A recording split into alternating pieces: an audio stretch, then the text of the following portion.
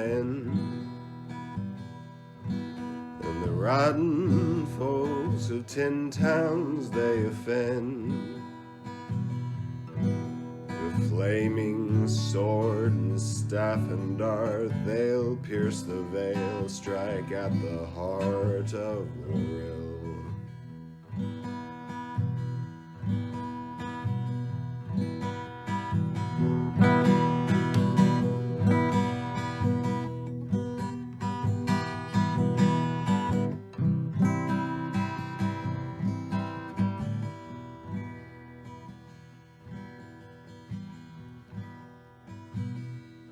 My forces, they do not know they are heard.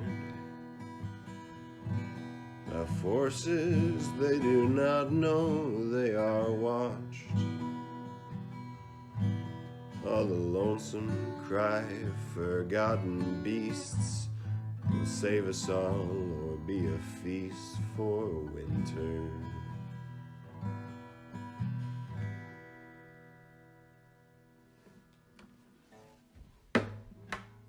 Okay. Yeah, that's a good starting place. Rough draft, Everybody's a Mimic theme song, Rime with the Frostmaiden. Take one.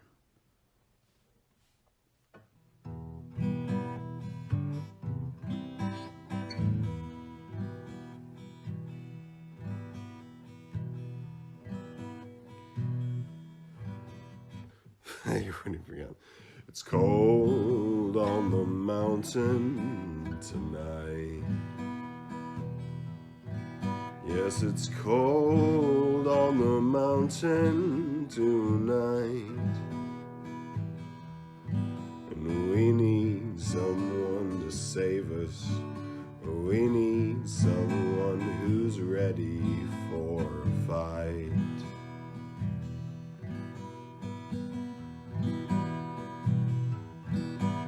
Onward through the blizzard they do ride.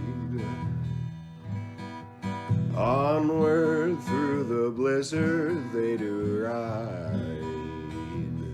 With bread and butter and faithful hounds beside.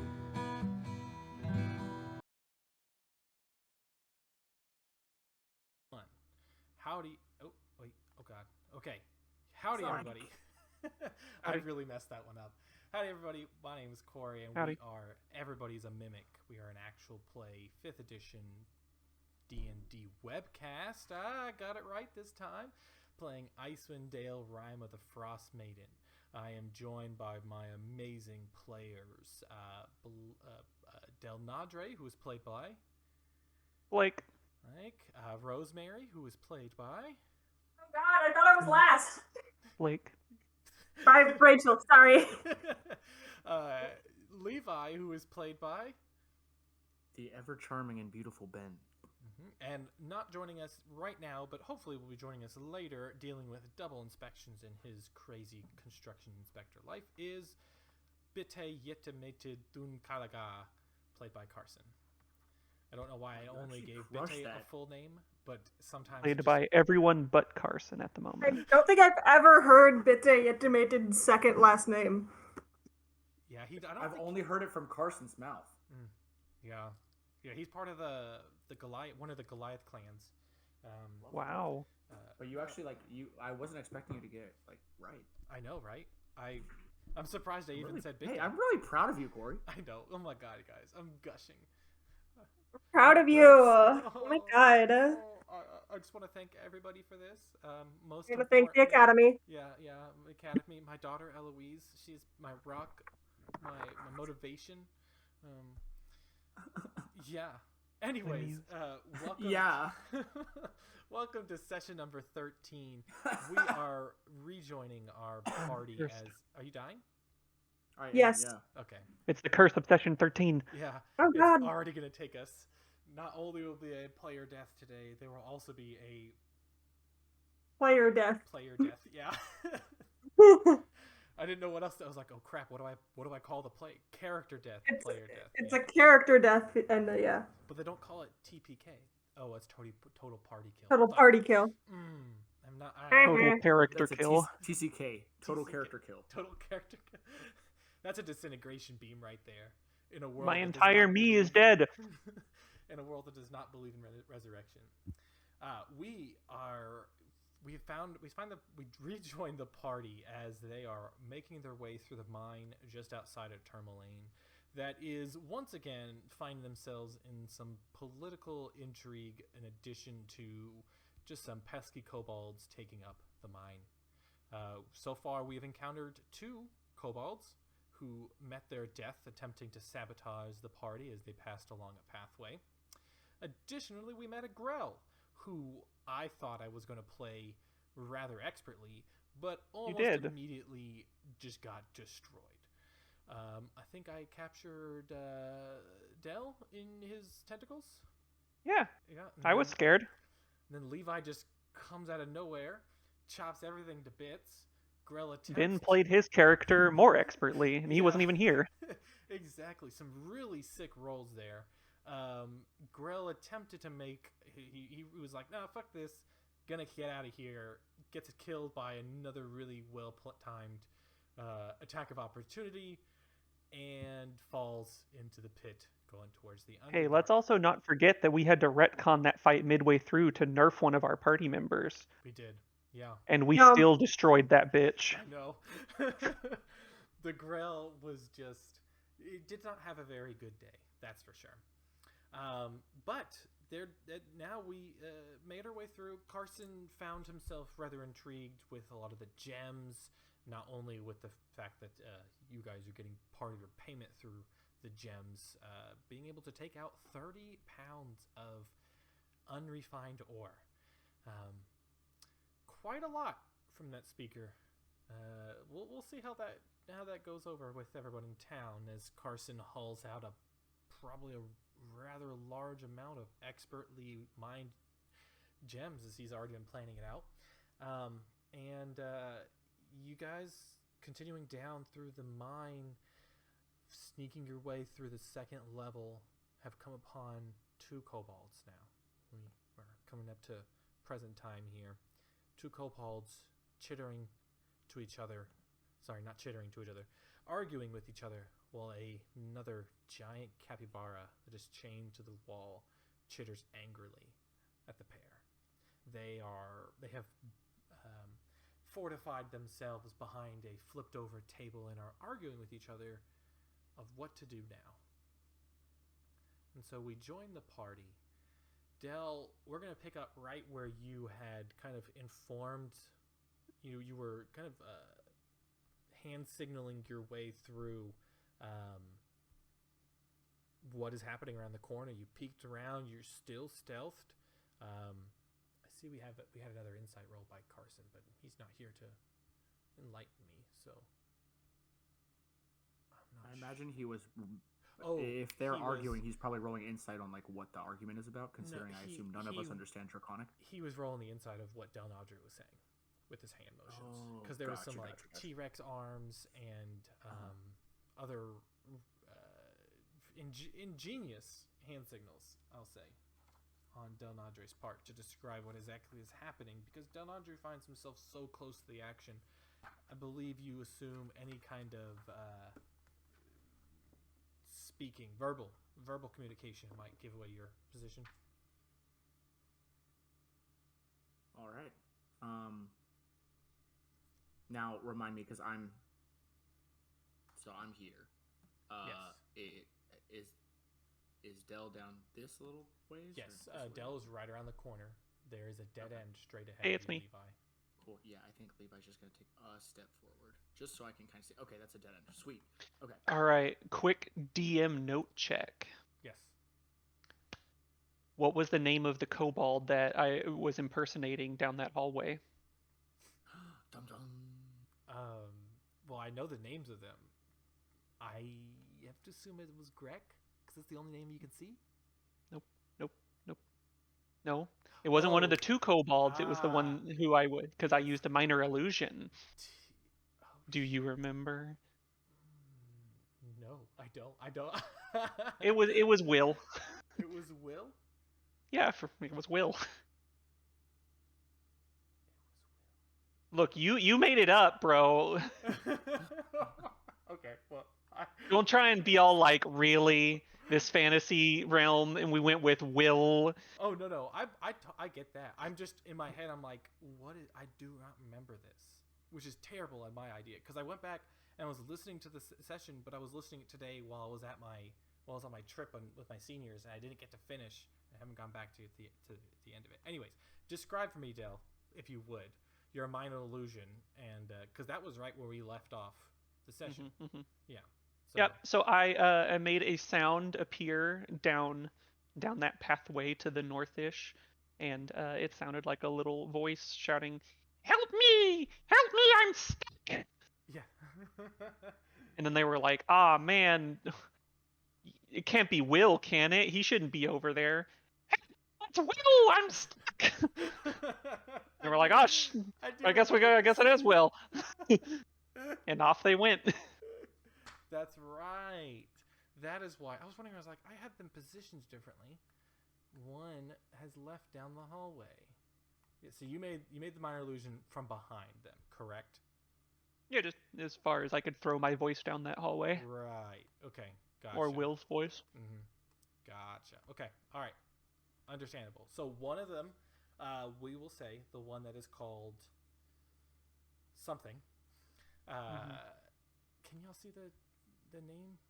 Oh, tags? definitely. Okay. Yes. Good. Well, Your we character have doesn't know dynamic- that, but you can. They're there for reference for you, and I can see eventually- that one is Smo, Yeah, small. and then probably something else underneath Giant Capybara. Yeah. We have dynamic lighting turned on, so I can't see it, but I trust Dell. Yeah. Yeah, I trust that Dell can see it, but I can't see Yeah, shit. Dell's the only person who's. Smo is over here. Look out for Smo. Look out for Smo! He's wearing a just name quick, tag. A quick over-the-table question for last session. Now we've already killed 2 kobolds, so probably negotiating them leaving the mine is out of the question now. Look, they fell to their own death. You didn't really kill them. They died. A better way to put that is they were in the process of making a trap that would kill anybody that is on the pathway, and then you guys tripped the path when they were hanging below the pathway. And these pathways are like wooden scaffolding that's on the inside, on the outside of like a pit that drops down to where you assume is the Underdark because you can't see the bottom of it. So they were sabotaging it, and then they actively kicked it out to sabotage themselves. Now, I want to say one of them kind of jumped and did not make it and kind of just like bounced and then fell down. You did not actively kill them. Oh, so I did try to save one of them with my illegal spider that I was not supposed to be. That's right, Miss Giant Spider instead of a... To be fair, a giant spider doesn't sound like it's more powerful than a giant wolf spider. That's true. Everyone here's a big cheater except for me. Yeah, you were I've never cheated at all. We had the retcon her use of a web. Mm-hmm. Which was also used in the Grell. Oh my gosh. Thing. So yeah, she was not able to. She had successfully webbed the kobold to the wall. Did he still end up dying because the pathway fell on him? Or yeah. Yeah, because we didn't retcon that you were a wolf spider until later on. Hey, No, not till the Ladies Hello. and gentlemen, Oh. bitte yetimitted. BT Estimated has been watching on the Twitch. Oh, you are one viewer. I was the one viewer. Man, we But I did all feel- that banter for no one. I feel it incumbent upon myself to point out Beta killed those motherfuckers. He stomped on that shit intentionally. Must set the record straight on that. Fair enough. Those are his confirmed kills. Hey, I ran away all cool like. he gets the That was EXP. my contribution. Yeah. Yes, you did. You were a very brave boy. Yeah. Wow. I can't believe he's taking all the EXP in this milestone campaign. I know, right? How Okay. dare he? He's gonna get all the loot. I have to get back to work now. But Okay. Well, Aw. thank you for chiming in. Feel free to chime I in. love y'all. whenever- I miss y'all. I am watching and judging. Yeah, feel free to And chime we in love you. whenever you need to set the record straight again. Rosemary takes out a knife and just murders Bitte. Just like starts stabbing and steal his gems. His Yes, paltry, like, 30 gold pieces of gems. an air elemental explodes from inside the husk that was once Beta's disguise. He is now free.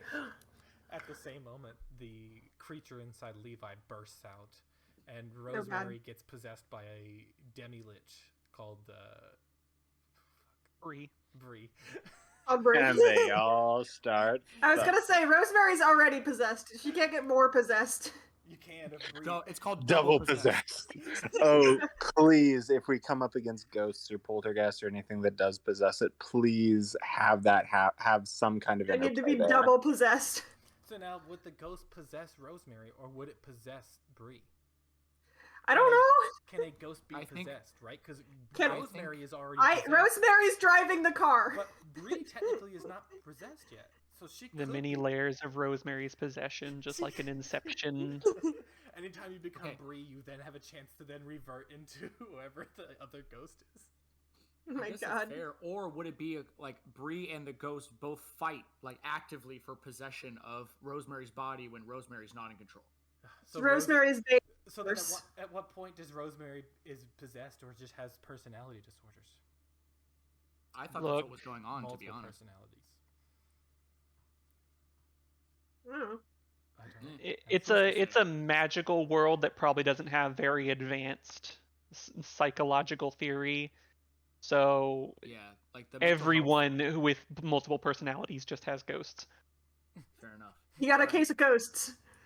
All right. Do Here we go. cocaine about it. You should do cocaine about it. Let's do some campaign about it. Yeah. All right. So I think Levi- we're all caught up now. So I turn it think over so. to you guys. I think Levi's going to look around the corner and he's going to hand signal back to Del Nadre. And he does the T-Rex arms to imply the kobolds. And then he points at Del Nadre and then he points at himself and he does like a talking motion in front of his head. And then he does the T-Rex motion again and he does a circle and then he does like a walking motion and then back out. I'm gonna He's shoot hoping- Levi a thumbs up. And Levi also does a thumbs up and then he's just going to walk out into the room. Oh, And he has his sword. I sheath. misunderstood. I figured that was the case. It's fine. This is Slowly this is putting classic- away my dagger. This is classic Levi and Del Nadre discussion. Yeah, Levi's like, we're You gonna know, we do good always- here, and Dell's We just like, always "Oh, what?" understand each other. Yeah, so Levi has his sword sheath. He's got just the lantern in his hand, Mhm. and he raises it high and he steps out into the room and he says, "Hello, friend. My name is Levi, and you are somewhere where I think you don't belong, and I would like to help you fix that." Okay, so Press further into this little corner. let me give you the description again of what the room is. So inside this room, a table and chairs used to be set up in probably what the miners had used for breaks. But as is par for the course for the mine so far, majority of the objects in this room have been damaged, destroyed, broken, plates and silverware bent and smashed on the ground. And earlier, the table had the table had flipped, or at some point rather, the table had been flipped over. And when Del Nadre had peeked ahead around the corner before, two of the kobolds were arguing with each other from behind. They did not notice him as they kind of were talking with each other. But as you walk in with your light, as you're walking down the hallway, and the second your light kind of shines into that room, you hear the one kobold that is there, and he's just, hey, stop! This is kobolds only. Please don't come any further. The kobolds have had a drastic change in voice for this session. Nice, love that. Not for them. Proud of them. Proud of them. That's character development, baby. Right there. Yeah, they all got rid They of took speech therapy. They all got rid of their cold simultaneously, and instead of sounding like they're gonna sound like this. Perfect. I mean, they are kind of small, right? Yeah, I do too many grungy voices for pretty much everything. I mean, sometimes you just gotta be grungy. Sometimes you gotta grunge. Exactly. So yes. Okay. So as he calls out to you, you continue to walk forward. Yeah, I think Levi stops at the entrance of the room and he says, "What is your name, O kobold of the mine?" Small.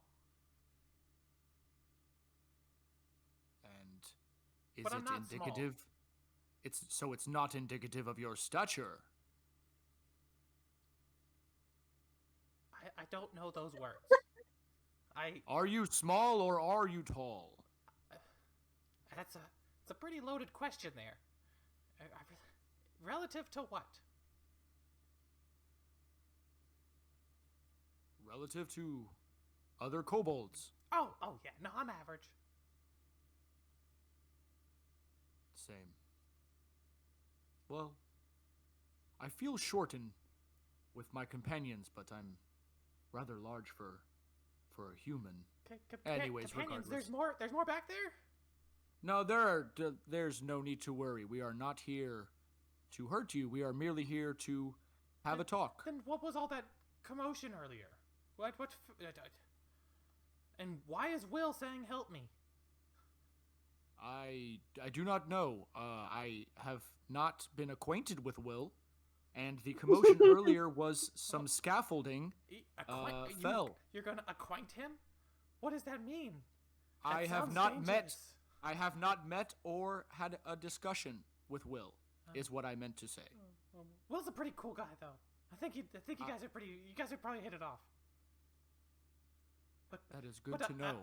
I'm gonna have to say you're gonna have to turn around, okay? And he kind of just like his javelin, which had been kind of just sitting there, he grabs it and in both hands gets it ready. He's like, I've been told you can't come down here. Trex does not want anybody here. He doesn't want any people down in there. Who is Trex? Is he your leader? Yes. Trex the Magnificent. He's so well spoken. Trex, he's gonna be a dragon one day. Trex will be. Yes, he will.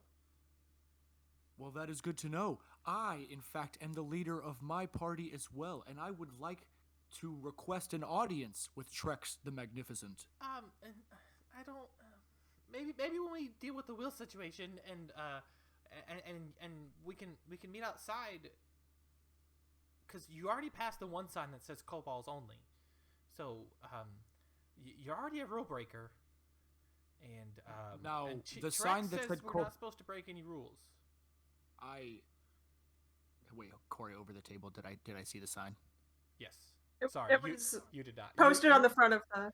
Yeah, it was a very idyllic script that says kobolds only. Right? Kobolds only. Sorry, it's right I here. believe so. No. Where is it? Oh my god. Approaching the mine. Kobolds only. Okay, yeah, that was. Okay, perfect. But I have seen the sign, right? Yes. Okay, perfect. I did indeed see your sign posted at the front of the mine, but is it really a rule to break if you are breaking rules yourself? I haven't broken any of Trex's rules, so no, I don't think so. And I understand you listen to Trex, but has Trex broken a rule perhaps by taking over a mine that does not belong to him? It's getting a little bit complicated, man. Can't you just come back tomorrow? I would like to speak to Trex today, for I have come today. Come on. Look, we don't mean any harm. Trex doesn't want to take over the mine. We want a better, we don't want to. It's cold. Gosh, just because we're kobolds in this cold climate doesn't mean we enjoy the cold. I would like to run an insight check to see if he is lying about why they are here. Yeah, sure. To see if he's actually cold. To see if he's actually cold. Like, is he genuinely concerned about the cold? Because, like, we can fix that. Sets him on fire. No! Oh, shit. I mean, kobolds are reptilian in nature, to a point. Although you are familiar that Icewind Dale kobolds are a bit more adapted, you can't say whether or not he's, he is telling a lie here. He generally seems like he is cold. Well, damn, my good cold ass honky.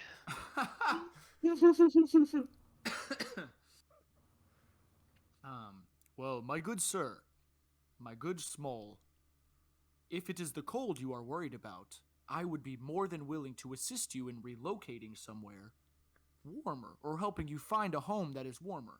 However, this mine is the livelihood of Tourmaline, and if you are inhabiting it, the nice miners from the town are not able to mine their gems that they sell in order to feed their families and build their homes and purchase firewood to keep themselves warm. So it's really a give and take, You can't come in the mine and take from them, because that is not in the good spirit of life.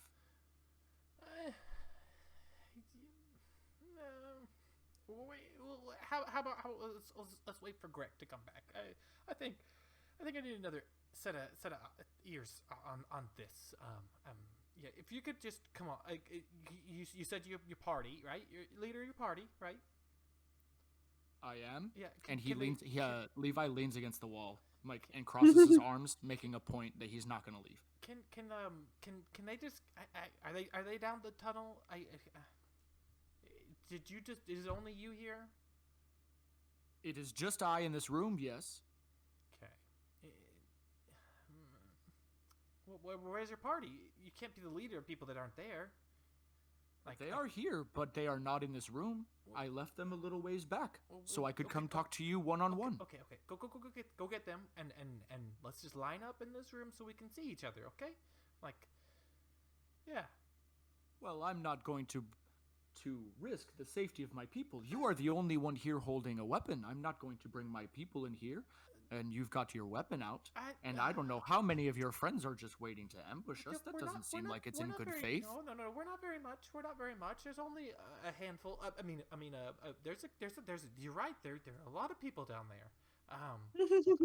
How about you stay here and I just go then, okay? And he just kind of starts walking back. Now if you are going to proceed into the mine, I expect you to come back with Trex. I hope I don't have to go looking for you. I hope not too. And just watch out for Steven there. Steven and it's Steven with a Z. He's we haven't fed him in a while.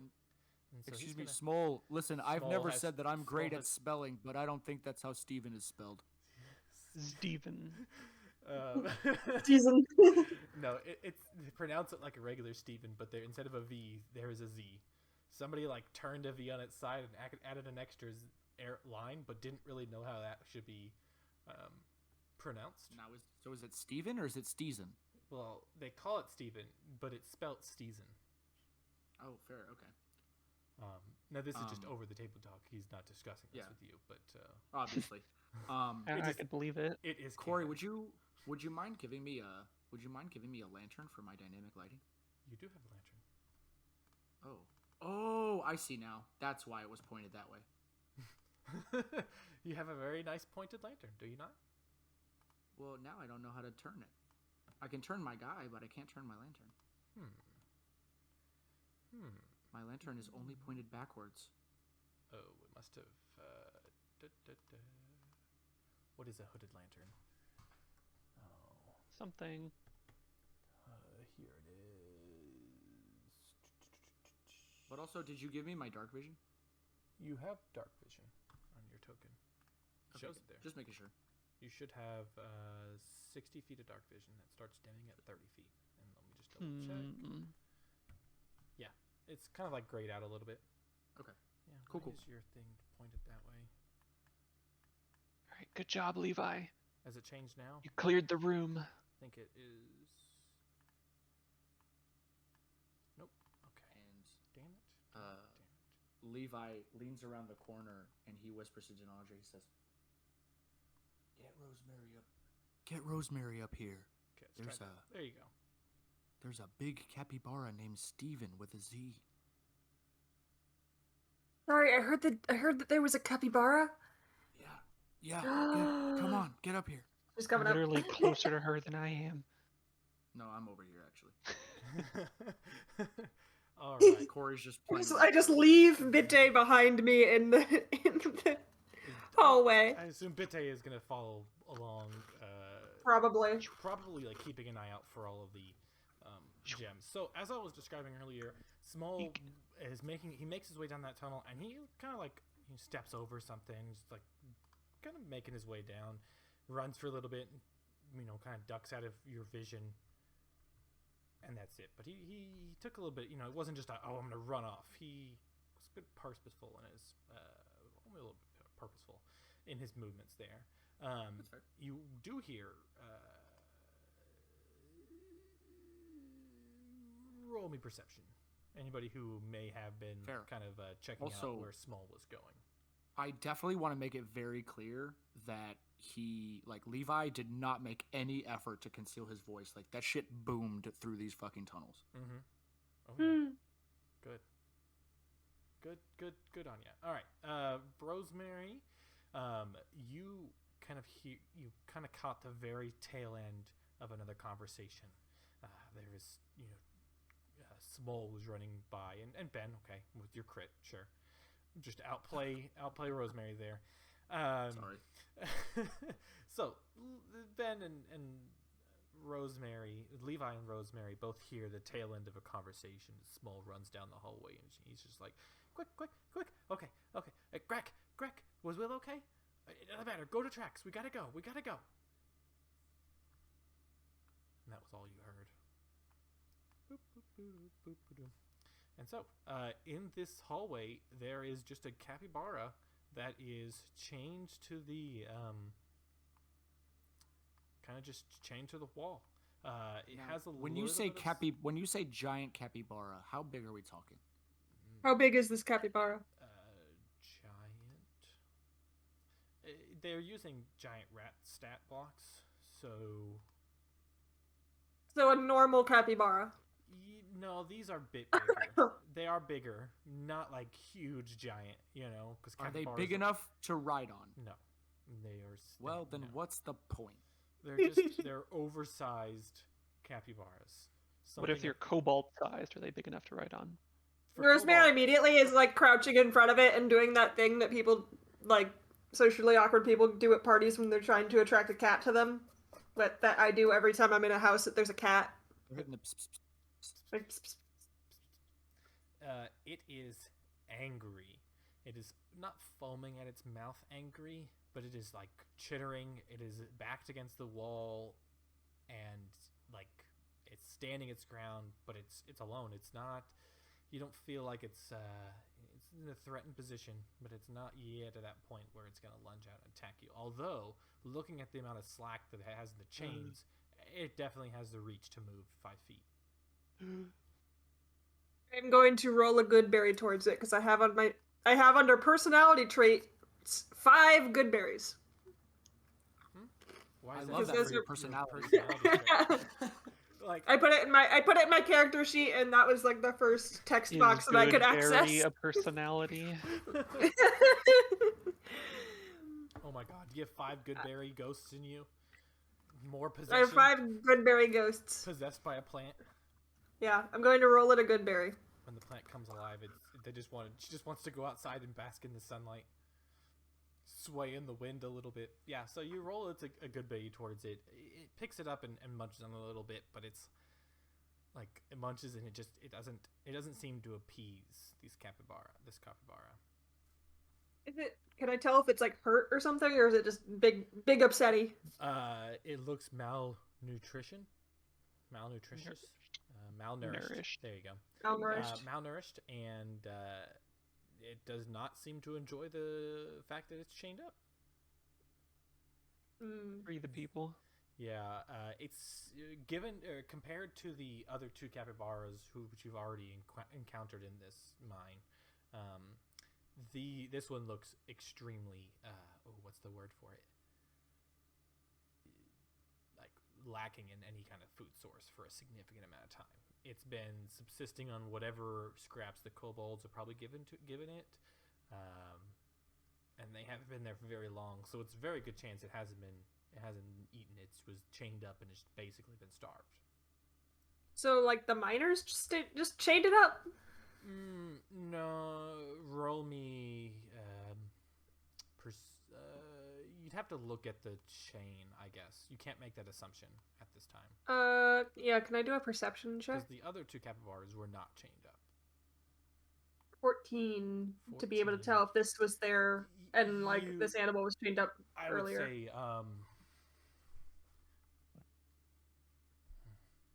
no. And if so, then they may have changed it up in more of like a capture it kind of situation.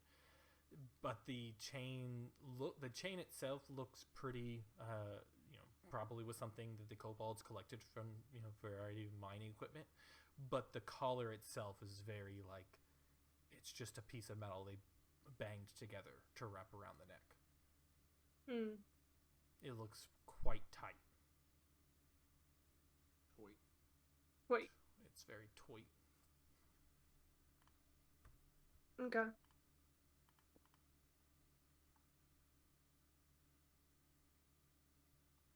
So yeah. I don't know if anyone else wants to do anything. Yeah, In the room. I'm Is peeking there down anything this else in thing. this room besides the table? Like, is there anything else of interest? No, there was really very little. This seemed just to be a checkpoint of sorts. Okay. Probably wasn't a checkpoint until they heard some noise.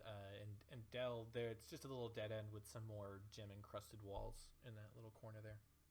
Ooh, do they look like nice gems? Not as nice as you've seen otherwise, but you suspect there's probably Bitte would likely come up there and be like, with some work we could get into this. That's a very poor Bitte voice, but doesn't seem worth it. Yeah, in comparison to the other areas of the mine, it's not worth it. Ultimately, it probably is in the process of being mined out further. Just their exploratory little outlets. I have no idea how mining works, so I'm just making stuff up. That's okay. I also don't know how mining works, so Dell believes you. Yeah. Fair enough. Well, in that case, Levi's going to take the lead, and he's going to start walking down this hallway to follow our good friend because he's taking too long to come back. All right. Who was going? Yeah, I guess. How do you move around the capybara? Because at this point, I guess you've already gotten past him within that 5 feet range. But do you carefully move around him? Because at that point, probably he's not trying to set him off. You and Rosemary would be flanking the capybara, surrounding it. I mean, like, as I move past it, I would, like, move gently. Do you just walk forward ignoring it? Do you, shuffle along the wall?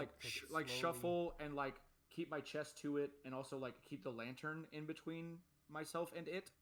Okay. And then move past it, basically. Okay. All right, let's see. See how it's going to... See what we're going to do here. How do I access your character sheet, mister? Oh, I got to go and find my giant rat. One second. Let's see this insight here. Let's see this insight for this giant rat. Giant rats are just small, so yeah, the giant capybara. I should just call these capybaras. Normal sized capybara.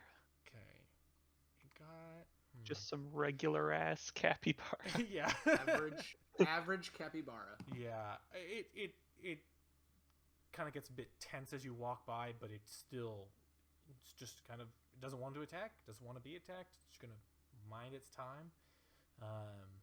And yeah. Now, Rosemary, are you just gonna put in one good berry, or are you gonna kind of keep feeding it good berries? I mean, one good berry is like enough nutrients for technically an entire day, and I want to keep them for like HP just in case.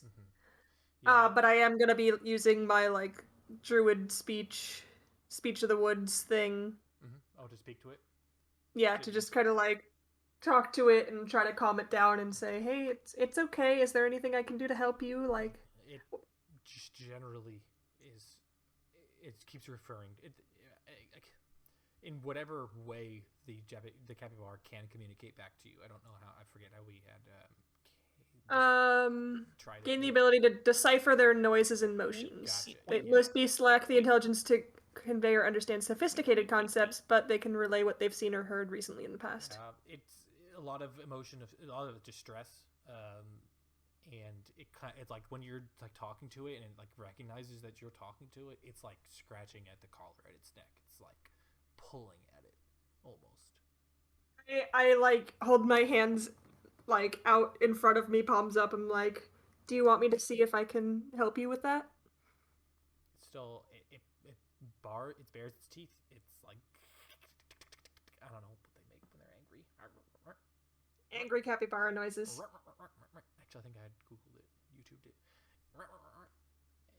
But it's not lunging at you. So would you like to go in, roll me animal handling to remove this collar? And I'll say Bitte is Motherfucker. okay, I was just about to say Bitte is going to help you. Okay, so do I roll again? Yeah, roll again. Oof. I have a +6. You wouldn't know it, though. So your first attempt as you walk in to get closer to this capybara does not go well. Bitte's attempts to help make it better, but both of you walking up while Levi is also passing along, too much for it, and in the end, it kind of bites at you. But That's okay. It hits 21. Yeah, that'll hit me. For 3 damage. But okay, Rosemary, cool. what are you doing? This thing's dangerous. It's kind of it's still like you're still communicating to it. It still wants this. It wants you to help it. It just freaked out a little bit. So you can try again. I'll try again later. I'm just gonna like keep talking to it softly and try to help it calm down. Now, What is it saying?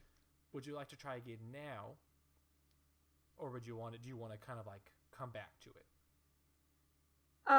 Do I still have Bitte helping me? Yes. Rosemary, what's it saying? It's upset about the collar. Oh. So like it wants it off? I mean, yeah. Okay, I'm gonna cast Mage Hand, and I'm gonna use that to try and pick the lock. There is no. Does the collar have a lock? No, it is. There's no lock. It's just a piece of metal bent around. Like but they welt. Oh, it bent around. Okay. Yeah, it's like bent around. Now it was bent by kobolds. Mage Hand can only do like 5 pounds, right? 10 pounds. 10 pounds. God, I don't know how much 10 pounds of pressure is. Not a lot. I don't think. Can you push open a door with 10 pounds? I think so. Yeah. Yeah. Okay. If you'd like Del Nod. I mean, it does specifically say you can use the hand to manipulate an object, open an unlocked door or container, stow or retrieve an item from an open container, or pour the contents out of a vial. So, opening doors well within the Mage Hand's capabilities. Let's say... Let's roll a... whatever your casting stat is. I'll just use the Mage Hand to assist. Okay. Fine. Fair. I was going to say you could kind of bend it open just a little bit and then slip it around. Okay. I'll do whatever you want me to do. Roll whatever your casting stat is. Just a straight roll. That would be an intelligence. That goes well. You're able to kind of like... just enough open it up, and with Rosemary calming it down, giving it calm noises, Bitte helping, standing there and helping. He's helping. Takes its head off. You're able to bend it open just a little bit so that you can rotate the collar and slip it out of the chain. It falls to the ground, or rather the chain kind of comes off, and the capybara like feels the weight of it and is able to move forward. Moves over to this side, and it's grateful. It's very grateful. Grateful to the point where, Rosemary, you feel like you can walk up and finish the job. its emotions have calmed down. It no longer feels, although it still has the collar on it, it no longer feels trapped because it has free movement. Yeah, Rosemary's gonna come over, walking very, very slowly with her hands out, so it knows I don't have like a weapon or something. And I'm gonna say, I'm gonna get the last bit of metal off of you. Is that okay?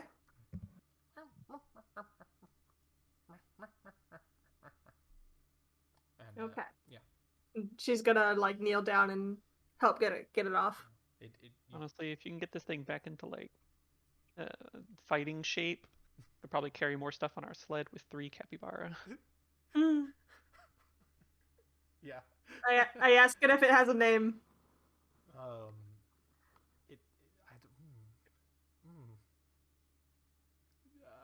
don't think it has the ability to understand that concept. How does it feel about being named Croissant? If you ask, would you like to ask it that, Rosemary? Would you like to give it a name? Okay. Would you like to be named Croissant? Croissant. Croissant. It reacts positively.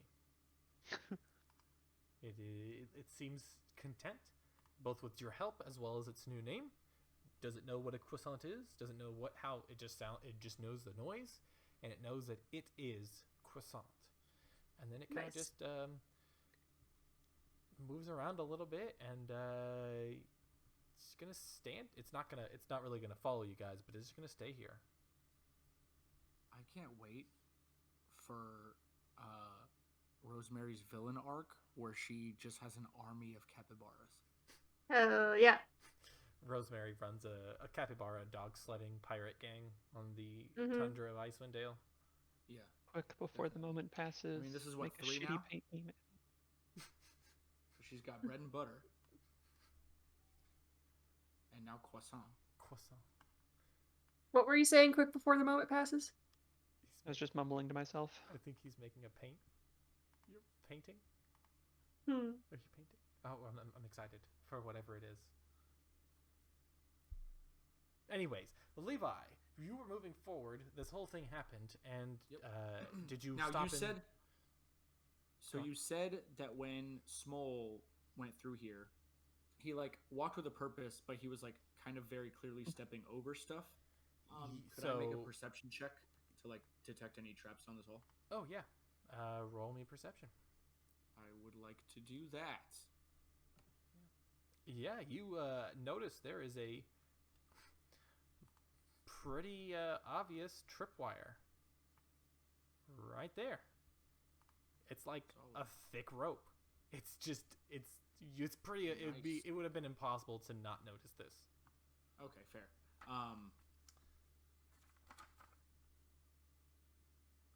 Is it like how high is it off the ground? Like what? Like is there?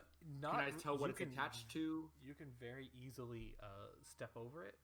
For the kobolds, it did seem to be a bit more, like he had to make sure he went over it. But for you, it's just like, yep, no problem.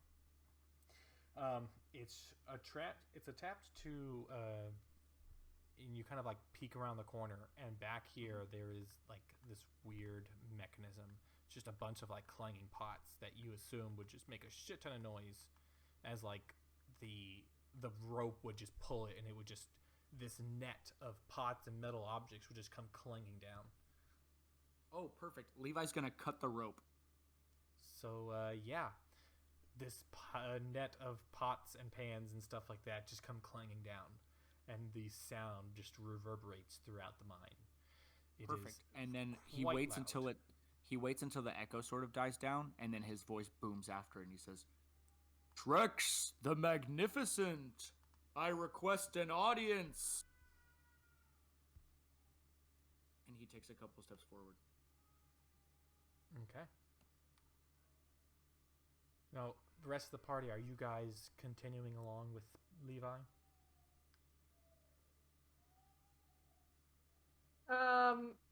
I was hanging out with the capybara. You can. I mean, he's still within eyeshot. He's just kind of walking down he's investigating, you could say. I just like call after him, like, Levi, you like going somewhere? Do you want help? I'm going to go find Trex the Magnificent. You want? And I'm going to discuss him taking his friends and leaving this mine. I like pat Croissant on the head. And I say, "We'll be back." And I get up and start heading that away. It chitters back at you satisfactorily. Nice. That's not What is over here? just a This little is dead end with some more gems. Nice. Very common occurrence in this mine. Yeah, so we'll for the moment being, Carson Bitte will continue just to follow along in the rear. Keep an eye out for things behind us because with his hunterness he cannot be surprised. So nobody's gonna Fucking be able meme. Sorry. Yeah. Sorry. Good shit, Del. Good shit, Dale. How can I share this?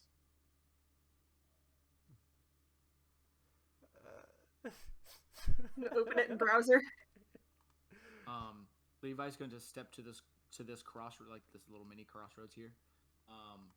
Yeah, and he's going to call out again. He says, Trex, you are to be a dragon someday, are you not? It's not very dragon-like of you to cower deep in a mine. Come have a discussion with me. No weapons, just talk.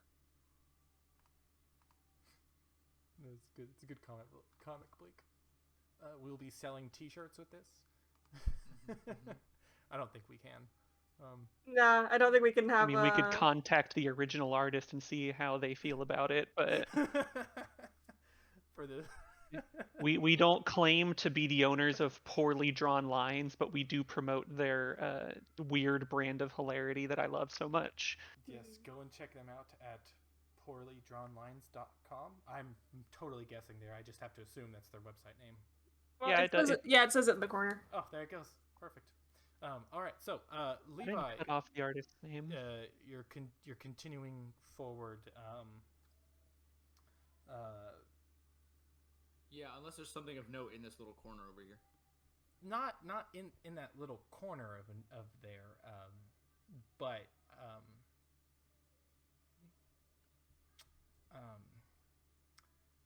yeah.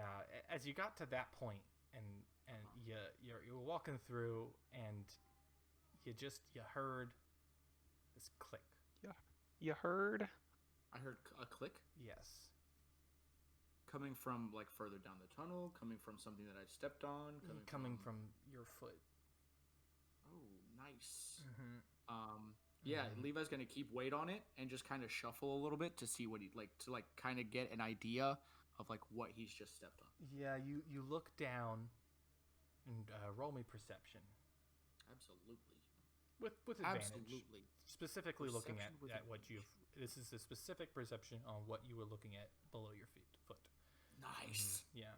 You notice there is this it's just a very odd looking little stone that you stepped on that basically set a little bit deep set into the ground.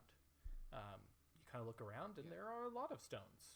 The ground was kind of taken out, but this pathway was more of as you look around, there are a lot of these kind of just everywhere. Nothing has happened yet. Yeah, so Levi's gonna pivot, keeping his foot down, and he's gonna face back down. He's gonna put the lantern down, facing further down the tunnel. Okay. And he's gonna pivot back around to look at Rosemary and Del Nadre, and he's going to say, "Well, I have good news, and I have bad news. Which would you like first?" Bad news first, so we can end on the good news. Okay. Bad news is, I've just stepped on a trap, and it's weighted. And I don't know if you've seen me recently, but I'm looking pretty good and pretty big. So you are fairly large, yes. Indeed. So I fear I've activated some sort of pressure plate under my left foot. Would you like the good news? Sure. I have two pieces of good news. The good news is the hallway in front of me is clear of foes, and also I've discovered a pressure plate, so none of you have to worry about this one in particular. Cool. That just sounds like the bad news with a spin on it, but okay. Sometimes a little positivity goes a long way, Rosemary. You'll have to remember that. I will remember that for the future. Put that on a cloak. Specifically on a cloak. Real quick, I'd like to check if any of these pots and pans look expensive. So roll me intelligence.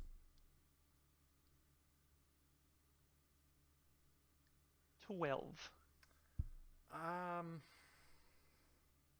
There is one like cast iron pan that looks like it seems to have been, I wouldn't say necessarily expensive, but it's like you know the true value of a well-seasoned cast iron. Yeah, I was gonna to a say, chef. is it well seasoned? No. Yeah. Good to Like, know. it's All a right, I good- pocket that. Yeah. Okay. So it is a pretty hefty cast iron pan. You still pocket it though, but you have a. I mean, I don't know how. This is a hefty. According to D&D Beyond, one pot, iron weighs 10 pounds. So Okay, that that's- sounds about right. That's right around what I was gonna say. I was like, this is a motherfucking hefty little piece of equipment there. All right, But yeah, take the pot. outside of that, Okay, so yeah, what were we saying about traps, pressure plates? Yeah, so By the time if you're coming back around the corner, Levi's just sort of glaring at you, and he says, "If you're done staring at pots and pans, I would like you to come assist me in figuring out this pressure plate, Del Nodre." Hmm. Keep the light pointed on it, and I'm gonna He send pick- my mage hand over. He picks up the lantern and does that. okay. So the lantern is now just facing back towards the group.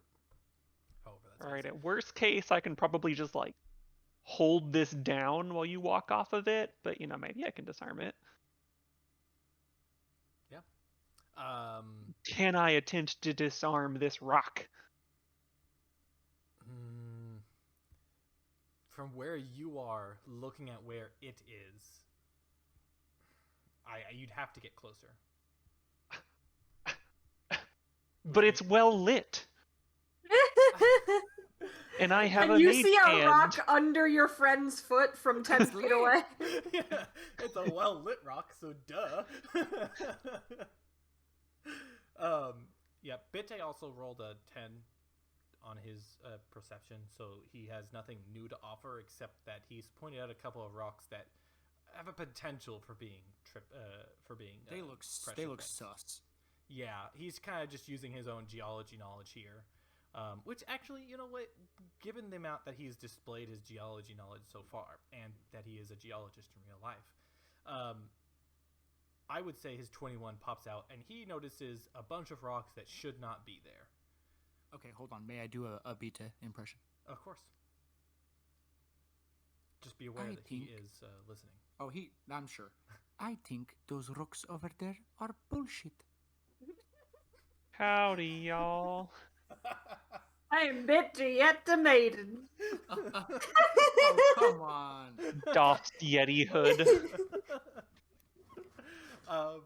So, yes, you identify 6 other stones in addition to the one that Levi is standing on that are placed so randomly that it would have been pretty hard to notice them it would have probably been pretty easy for the miners to be like, hey, that doesn't belong there. So yes, the trap, given so far the traps have not they're interesting. Let's go with that. All right. While I think Levi, listen. Here's So- the thing about Levi. Now you guys have focused on the pressure plate, right? Yeah, can I attempt to do a look around and see, like, are there holes in the ceiling or Yeah. a slot in the wall that a big blade could come out of, or Yeah.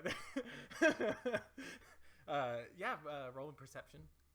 See if you guys can miss the giant, like, 2-inch gap. that's a 10, so yes, I can. Yeah, Maybe. Nothing really stands out at this point. It probably doesn't even do anything. Levi is going to unsheath his sword, and then he's going to sort of stick his sword under his boot and use the weight of his body to hold the sword as he moves his foot off of the pressure plate. So he's still maintaining the pressure on the pressure plate using the sword, but then just sliding his foot off. Okay. I'll use my mage hand to push on the sword. All right, I got it. Now Levi, run. Levi, Del Nodre says he has it. You can let go of the sword now. Yeah, now run. No. My sword weighs more than 10 pounds. Yeah, but gravity is pulling the sword down. I don't need to... I mean, it's like point down, hilt 4 feet off the ground. It's a great sword. So yeah, which way are you stepping away? Back towards Rosemary or further down the tunnel? I think. Well, if we've Which, noticed according to D&D Beyond, weighs 6 pounds. So yeah. a great sword. Are you telling me a great sword weighs less than your cast iron pot? Look, I don't write the D&D. Come on, Gary Gygax. Yeah, they also say 50 feet of hempen rope is 5 pounds when it's like 20 ounces. Depends on how thick the hempen rope is. Well, 50 feet of it though. It's not a lot. Thick. Extra thick. It's like With 2 two feet, Cs. 2 feet thick, 50 feet rope is the standard equipment. Standard adventuring equipment. All right. So, have we pointed out any rocks further down the tunnel that look weird? There's one further down. You could easily avoid it. Outside of that, Levi, no. So I'm gonna hold on. Let me pivot. Pivot. Pivot. So the rock is, we'll say, probably right around here, right there, that blue. So you're pivoting, okay? You're kind of like having to you reach over a little bit because of the where the rock is situated. You kind of like you're almost so like making a big arch with your sword. I sidestep further into the tunnel, and I keep my sword like point down, holding the pressure plate down, and then as soon as I've got both my feet square, I sort of like I want to take the equivalent of the dodge action as I ready myself and pull the sword off the pressure plate. Okay. Mage hand, slap down on the rock. So essentially, you're trying to just be ready to dodge, to duck out of the way. I mean, yeah, yes. Okay, gotcha. We'll say you ready your action to take a dexterity, so I'll give you advantage for that. All right. Okay. So you take your sword down. Del Nodre attempts to slap a hand down on the rock, and it just starts to, push right back up. Well, I tried. And you hear this click, click, click, click. So, Levi, I don't need you don't need to roll an insight check to figure out what's happening here. Rosemary. These bitches got fucking bombs? Maybe it's like a puzzle to open the door. You have to like dance on the right rocks. If that's the case, we would have heard the clicking if they disappeared, because now this is a fucking dead end. Well, it's a tunnel that continues to go down. It shows a dead end on the map, but you goes to another layer. Oh, okay, okay. So the tunnel continues on down. Rosemary, is Rosemary familiar with the sound of dynamite? She's a druid and probably didn't spend a lot of time in mines, so probably not. Listen, she has extensive time with apparently listening to dynamite. Workers unions and workers safety rights. Would Bree know what dynamite sounds like? Is the question. Is it common they use dynamite in? Do lumberjacks use dynamite? I don't know. Yeah, Del, you definitely. You and Bitte definitely know. Levi, I would assume does. You in the military, But Rosemary, I mean, you truly, it could happen. You just have never really experienced that, Dynamite had a wide variety of uses for loggers, according to Google. Then Bree is gonna just shout in your mind. In fact, she's going to take over your body to urge you, and if you allow it, you will get advantage on your dexterity saving throw to duck out of the way. Yeah, I feel like Rosemary's is takes half a second to try to place it, and then Bree just shows up as dynamite, run! You just dive backwards right into Bitte, who kind of like is already recognizing the situation, grabs you and pulls you into this corner. Dell, you've pushed back into the corner as well. Levi, and he's Stuck behind my cast iron. Yeah. You guys are shuttling in there. Now, Levi, roll me your dex, and Rosemary, roll me your dex, sorry. Okay. Do I have advantage because you said the thingamajig? You do. Good, because I needed that 5. I'm going to roll. Bree is used to being very much smaller. Let's see if Bitte will be able to athletically pull you out of the way. Since he was active, not really. He pulls you back, but you're still kind of in there. Now, Levi, you succeed. You duck back. Now, 5 feet. Move yourself 5 feet away as you jump away. Wait, where was... Okay, but now, hold on. Where was the rock? The sus rock? It's right in front of you, so you're backing up further down the tunnel. Okay, no, I'm diving this way. Okay, so all right, so you dive that way. All of a sudden, like, the rocks that were in the ground just start to, like, more of them start to and then just all hell breaks loose as, let me look at where this is all functioning down. Yeah, like, just, it's, what looked like maybe, let me walk myself back here, because I had a better reason for this. 3 of the 7 rocks sound like they have some dynamite underneath them. The one that was kind of near Levi, one that was a little bit further closer to Rosemary, and one that was in the middle. Each of these explode, and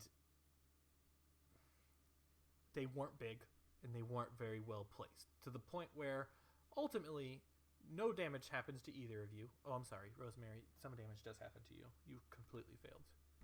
Yeah, I got a 5. Bree is used to being a halfling and doesn't know what she's doing. So the rocks shoot out. And that's ultimately the most dangerous part of this explosion, is that the rocks, the shrapnel that happens in the tunnel. Ricocheting rocks, the rock types as well, flies down. So, I'm sorry, Rosemary. There's going to be a 10 crit on your rocks. You get pelted. You actually get a rock shard embedded in you. You take some damage, says the DM, as half of her HP goes away. Yep. Rosemary's gonna take some damage. Yeah, you're gonna take, like, a rather large rock chunk to the gut. It is embedded in you. I'd say it's about the size of a fist right there in your gut, off to the side. Missed your vital organs. Maybe didn't miss your kidney. It's okay. I only need one of those. It didn't go back. It didn't go through a lot.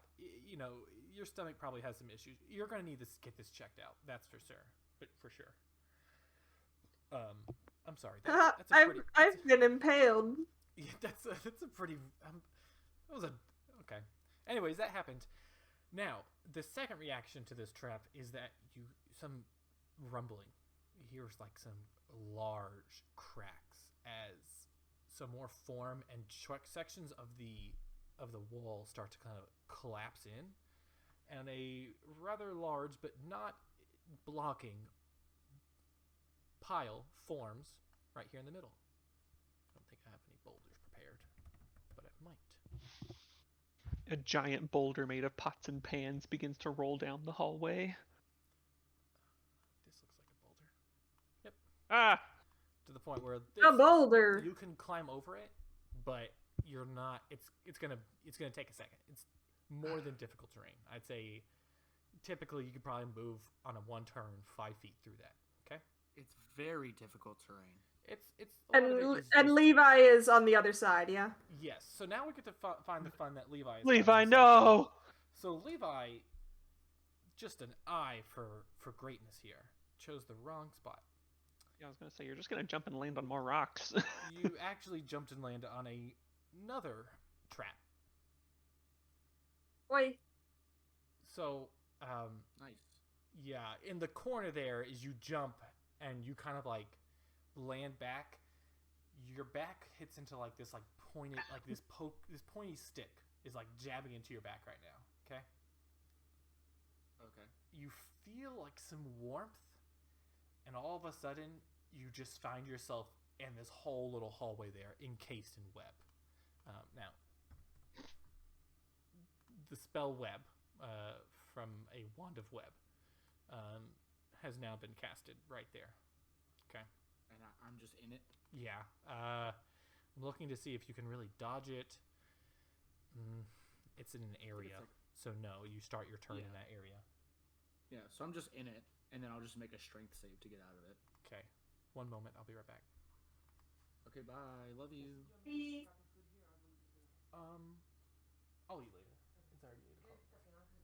All right, now that Corey's gone, we can finally get our message out to the viewers. Help! Help us! He keeps us here against our will. Hey! We already thought we talked about this before. God. Okay, you did not hear anything that was not sanctioned Edit that by out in everybody's post. a mimic. He's a madman. Help us! Save us! He's always watching and listening. So yes. So you're covered in web, okay? Nice web. Okay. And you hear some more mechanisms. Oh man. I would like to get the fuck out of there before it gets lit on fire. Yeah. You're gonna try. I have no doubt in your ability to unrestrain yourself. Although you are in the thick of it. Into the thick of it. Let's see. Into the thick of it. It's 20 feet. So let me just. We will very haphazardly draw.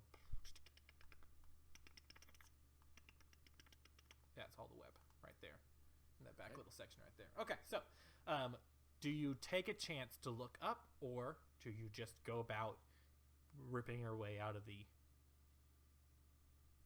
I mean, like, okay, so I've got some clicking. Mm-hmm. You hear like I think- a ball rolling. I hear a ball rolling. Mm-hmm. It's They've like got glass. this like Okay. What do I have, Blake? fucking Rube Goldberg machine. Am I laying on my back? Am I laying on my side? Like, 100%. what's the deal? Ball rolls over and tips over some dominoes that tick tick tick tick tick their way across, knock into one of those little like drinky birds that's got a match on its head. Final Destination D&D edition. Yeah, I'm gonna go with that. Everything that Del Montre just said is canon. That is exactly. Oh what's God, gonna happen. what have I done? There's essentially like a basin of oil, and Levi have made the choice to look at this. Okay, so your character does not know this, but we're talking above over the table now. A basin of oil with a little with some light source making its way down to land in the oil, which is just gonna fall all over you. Okay. Okay. But you haven't seen it yet. So you got hit right in the back, point blank, with a wand with web. I mean, you have to imagine that's gonna that has to come out with some force, right? I mean, I could Probably. imagine. Right? Yeah. I would so imagine that. Let's say you've already dexterity checked back out of the way. It hit you as you were leaning back, knocked you off your feet. So you are webbed with your hands. You're on your knees, so you're prone and restrained. So you're gonna have to get up and unrestrain yourself. I will give you 5 feet of movement when you get up, though. Perfect. The good news is you get up. that I don't know if you guys know this, but Levi is strong as fuck. Okay, so now the question is, does Levi take the chance to look up, or do you just start ripping it out? You hear Is the there's clicking a lot of noise. is the clicking coming from above me? Yes. Then no. No, what? All right. If the clicking is above me, I think Levi's experienced enough to be like, if I fucking look up, I'm just wasting time, and whatever I'm about to get fucked with is just gonna keep fucking progressing. So I need to bounce the fuck out of here. All right. Roll me a strength check. I don't trust the dice bot, so I'm going to rage All right. to get advantage on my strength save. Raging. Let's go. And you know, when Levi rages, he gets big as fuck. All the veins pop out. Some of the web starts to snap just from your rage. Yeah, exactly. Just from my rage. Love that. All right, here we go. Strength save with advantage. Oh, he was so young, crushed to death by boulders. Nah. No. You are able to get out. You beat it just barely. I figured the DC was probably going to be 15, so. Yeah, it was 14, but okay. I like even numbers. And it's hard to say because it's from a wand. Oh, wait, let me double check. Does the Wand of Web have... Oh, it is DC 15. Look at that. I just put 14. But, yeah, so you succeed. You're able to break yourself out. You roll forward. Now, which way do you roll, though? Okay. Towards the other one. There's no good way to stand this way that's not in the web. At the same time, you're only 5 feet away from it. And I know there's a stone here. Another one of those fucking stones. Or did it explode earlier?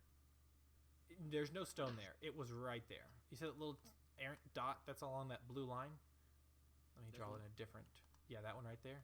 Yeah, this little dot right there, that was the stone. You had already reached the end of the previous trap, and you entered the zone of trap 3. Okay. Now, really quick, in a split second, as I'm looking to dive here, do I see anything in my fucking two whatever I'm about to say, half a second look before I dive forward? Based on your passive perception, no. All right, we're diving forward. Diving forward. All right. Because you were knocked prone, you had to use and I gave you 5 feet, so you're here. Sorry, sir. You are there. So the little mechanism. Let's see. Are you restrained? Once you break free, you're no longer restrained. But then when you start your turn, you're restrained again. Oh, you must make a dexterity saving throw at the start of your turn. Okay. Okay. So basically, what is happening now is the mechanism. You get a chance. You move forward. You didn't see anything. You dive forward. No new traps have come off. Great. You take a chance to look behind you, or are you still moving forward? I would like to get out of the web before whatever this fucking second part of the trap is to fuck somebody who's in the web. Okay. Hits. All right, then I will give you would advantage like on your to get dexterity save because you have thrown everything thrown it all out the window. You are just focusing on survival. You are running forward, and give me a dex save as you're trying to prevent. Ooh, perfect. Just enough. Whew. You make it out, and behind you, you see the web burning up as the fire just goes its way and done. Now, hold on. Levi screams as if he's in agony. okay. Oh no! Levi! He's still alive under it all. So wait, I don't know if I'm Rosemary. I don't know if I know who Levi is. Bree's just like, God, what are we doing in here? No, Bree left. That was a momentary possession right there. You are back to Rosemary. Now Bree showed up, got stabbed in the stomach, and left. Actually, pretty much, yeah. Like when you got stabbed, Bree was like, "Why the fuck am I over here now?" and departed further within your psychosis. Yeah. Now, Bitte, Rosemary, Del Nadre, you at this point really have only heard a bunch of noise after the collapsing of the rocks. You heard some clicking, the sound of glass, or like a clanging of a metal basin or something. Fire. You also heard Levi rage, which is just like, "Rrrr." Yeah. Is that an accurate description of your entering your rage, Levi? Much more sensual. Yeah, kind of. Yeah. And then you also heard him then some more grunting, more footsteps against pavement, and then screams in agony. You can see the flames. And then don't forget the flames and the fire. The flames over the top of the rock. So when you started to hear him grunt, were you guys already starting moving forward? No, I'm just gonna plug my ears. I don't want to hear it happen. Tell me when it's over. Tell me when he stops. Yeah, Bitte. I'd say he screams for like 5 seconds and then stops. Why? Rosemary, you're kind of in the front here. Bitte is going to assist you in anything you do. So how would you like to handle this? So there's a big rock. Yes. How much strength would you say it would take to fix that? Fix To it? move it. I take a hammer and I fix the rock. To move it. Yeah, to make room, it's not as much really the strength of it all, but it's the timing of it all. Now there is still enough room at the top that you can crawl over. Granted, your current situation makes that a bit difficult, but you don't think that your first thought isn't that I have to like move the rock out. You can see over the top. There is enough room for even Bitte to get over. I'll go. I'll finish him off if I have to. Put him out of his misery. Really quick, Corey. Yes. Do you think that the kobolds would come investigate after 2 of their traps were set off and then somebody screamed in agony?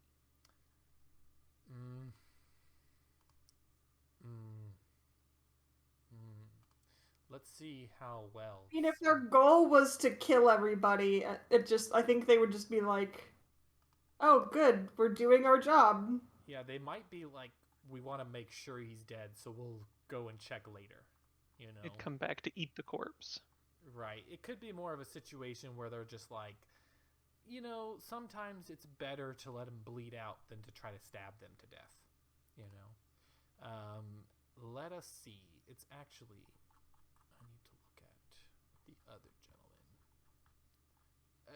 I will decide this on my own and continue on with whatever you guys are doing. Okay.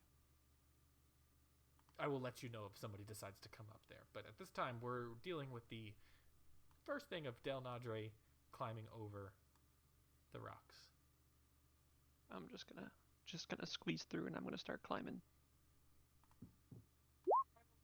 Boost him. All right. Yeah, Del Nadre with you're able to get over with ease. It doesn't take you too much time, given help with Bitte and Rosemary.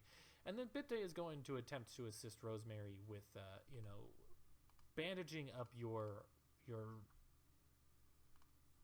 How do you want to handle your situation there, Rosemary? My bleeding midsection. Are you ripping it out, or are you keeping it in? Now, Bitte will offer his. I mean, Rosemary would know the answer to that question. My general opinion as a non-health trained individual is you never pull out something that is stabbing you. Yes, and that is until you're with a medical professional. But she is the medical professional, so. Still, your medical knowledge would tell you that you should not try to deal with this in such environments. You feel as though with your help and Bitte's help, you're able to secure it enough that just other than the discomfort of having something in your chest, it's no different than if you had gotten any other kind of battle scar or battle wound. Something you will live through. You stop the bleeding, you can move on. Okay. Well, you stop the external bleeding. I'm not really going to deal with internal bleeding, but that's okay. That's where the blood's supposed to be. I'm just gonna point out this is an injury that you're gonna have to long rest to recover from. Let's go with that. It's not any kind of like debilitating. You're not gonna be like, oh yeah, we took out half your stomach and you can't really truly eat. You're gonna eat everything through a straw now. Yeah, and I mean, I have access to magical healing. Right. Yeah. Shit. I guess. But also, a good night's rest cures all wounds. Yeah. Yeah. Sleep is truly magical in D&D. So yeah, Del, you're able to get over there, and you just see Levi sitting there like nobody's business. Oh, you fucker! Levi, you're keeping an eye out down the hallway, right? Yeah, he's got. Oh, I turned myself the wrong way. He's like leaning back against the wall like this, so he can see both the way that he came and the way that the thing continues. And he just tosses a look over his shoulder at Del and just gives him a smile and a wink. So as Dell comes over, you hear from down the hallway, Sir, are you okay? Do you need any help? Who is this? The gentleman from before? Levi says nothing. Sir. That's almost devious. You hear you hear it talk. This one a bit muffled. It's going in another direction now. You can't quite make out word from word, but you can tell that Small, which the voice you recognize, is conversing with somebody else. Just kind of. Levi hoods the lantern. You start to hear some steps up some more noises. Hello?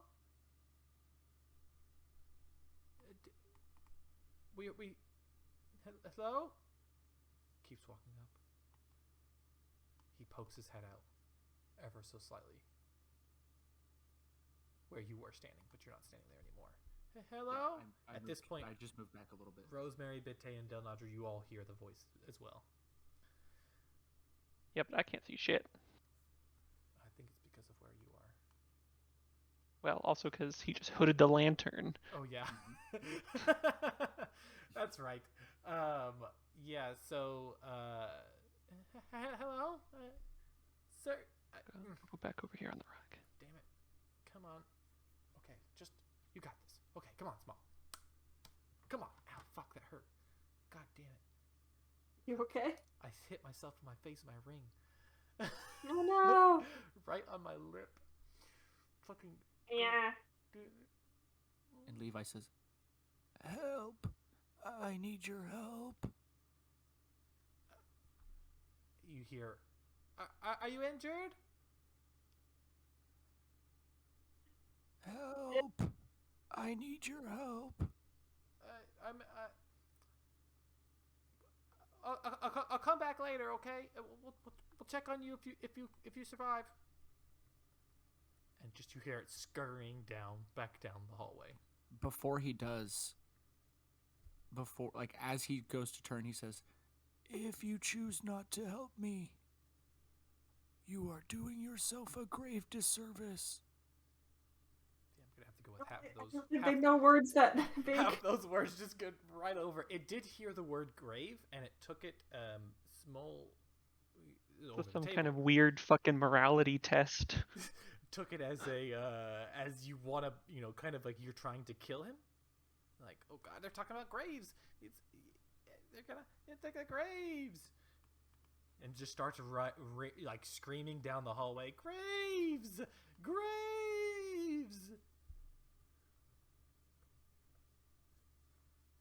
And Levi turns to Dell and gives him a smile, and he says, "Well, I guess let's go hunt some kobolds, huh?" I don't see you smiling. I don't see anything, but I can hear you. Levi creaks the lantern open just a little bit, just so you can see like half of his face and his smile. Ooh, that's terrifying. But also strangely arousing. And Levi looks at Dell and he says, "Now, you can't see in the dark? Come on, man. Your shit together. People don't usually see in the dark. That's not Well, a thing people do, and I cast dancing lights. see, I knew you had it in you." How do we do this last time?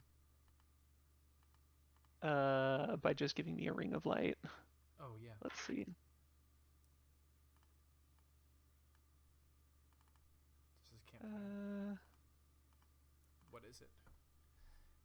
Let's see. They each do a 10-foot radius. So what, like, give me 20 feet of dim light? Sounds good. Oh, you already have 15 feet of low light on your person. Wait a sec, actually. What? Oh, okay, that's why I didn't have it. Okay, is that better? You should have some. I'm mostly covered up by a lot of like the random bright light, so it's hard to tell what I can and can't see. Yeah. But it probably works. I would like to proceed forward, and I would like to check for traps. That's smart. Yeah. Okay. One second. Yeah. At this point, Levi does like like the grand like no you first gesture. He just kind of like, please, you take the lead.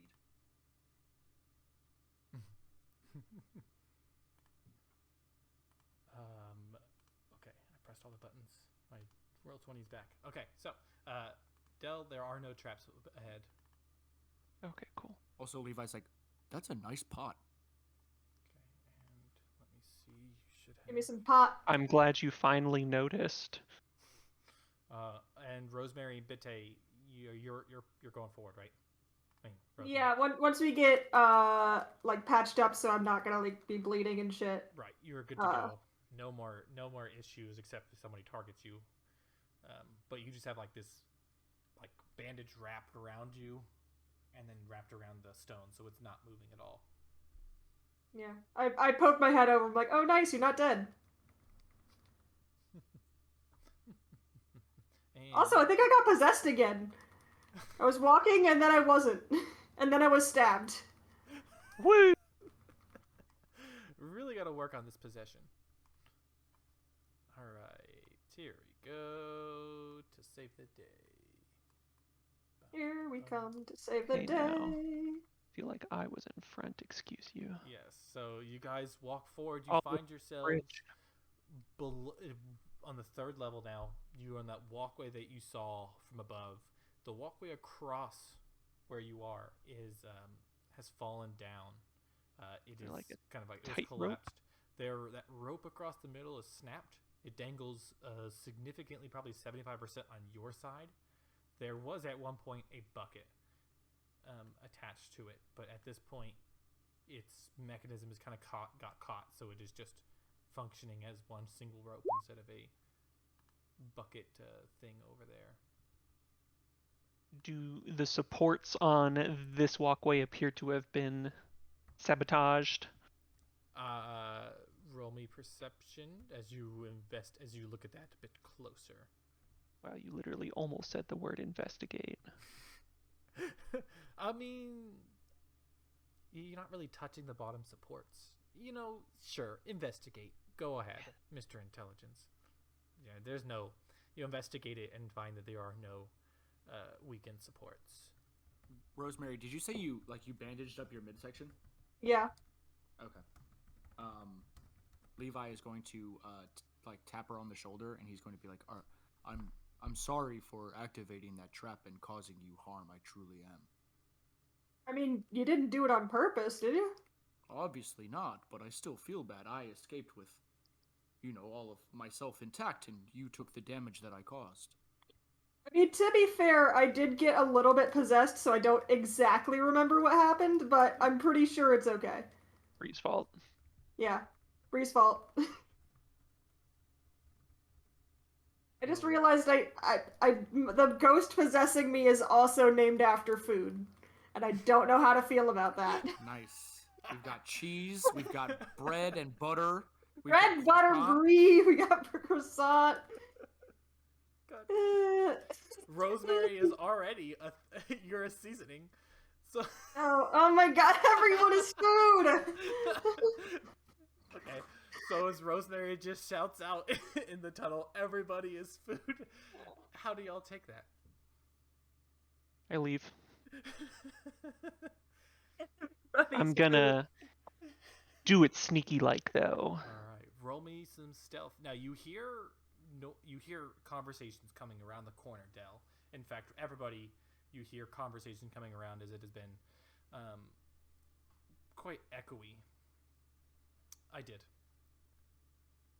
And you're able to sneak up without making any noise. No creaking of the walkway. And do you peek around the corner? Fuck yeah, I do. Okay, you can set yourself out and look. You find another table or kind of a thing is blocking blocking the hallway there with more lettering on it and the idyllic script that says Kobold headquarters this way. No non-kobolds allowed beyond this checkpoint. They have two checkpoints. Please make your way back to the entrance of this mine and request proper admittance from the correct authorities.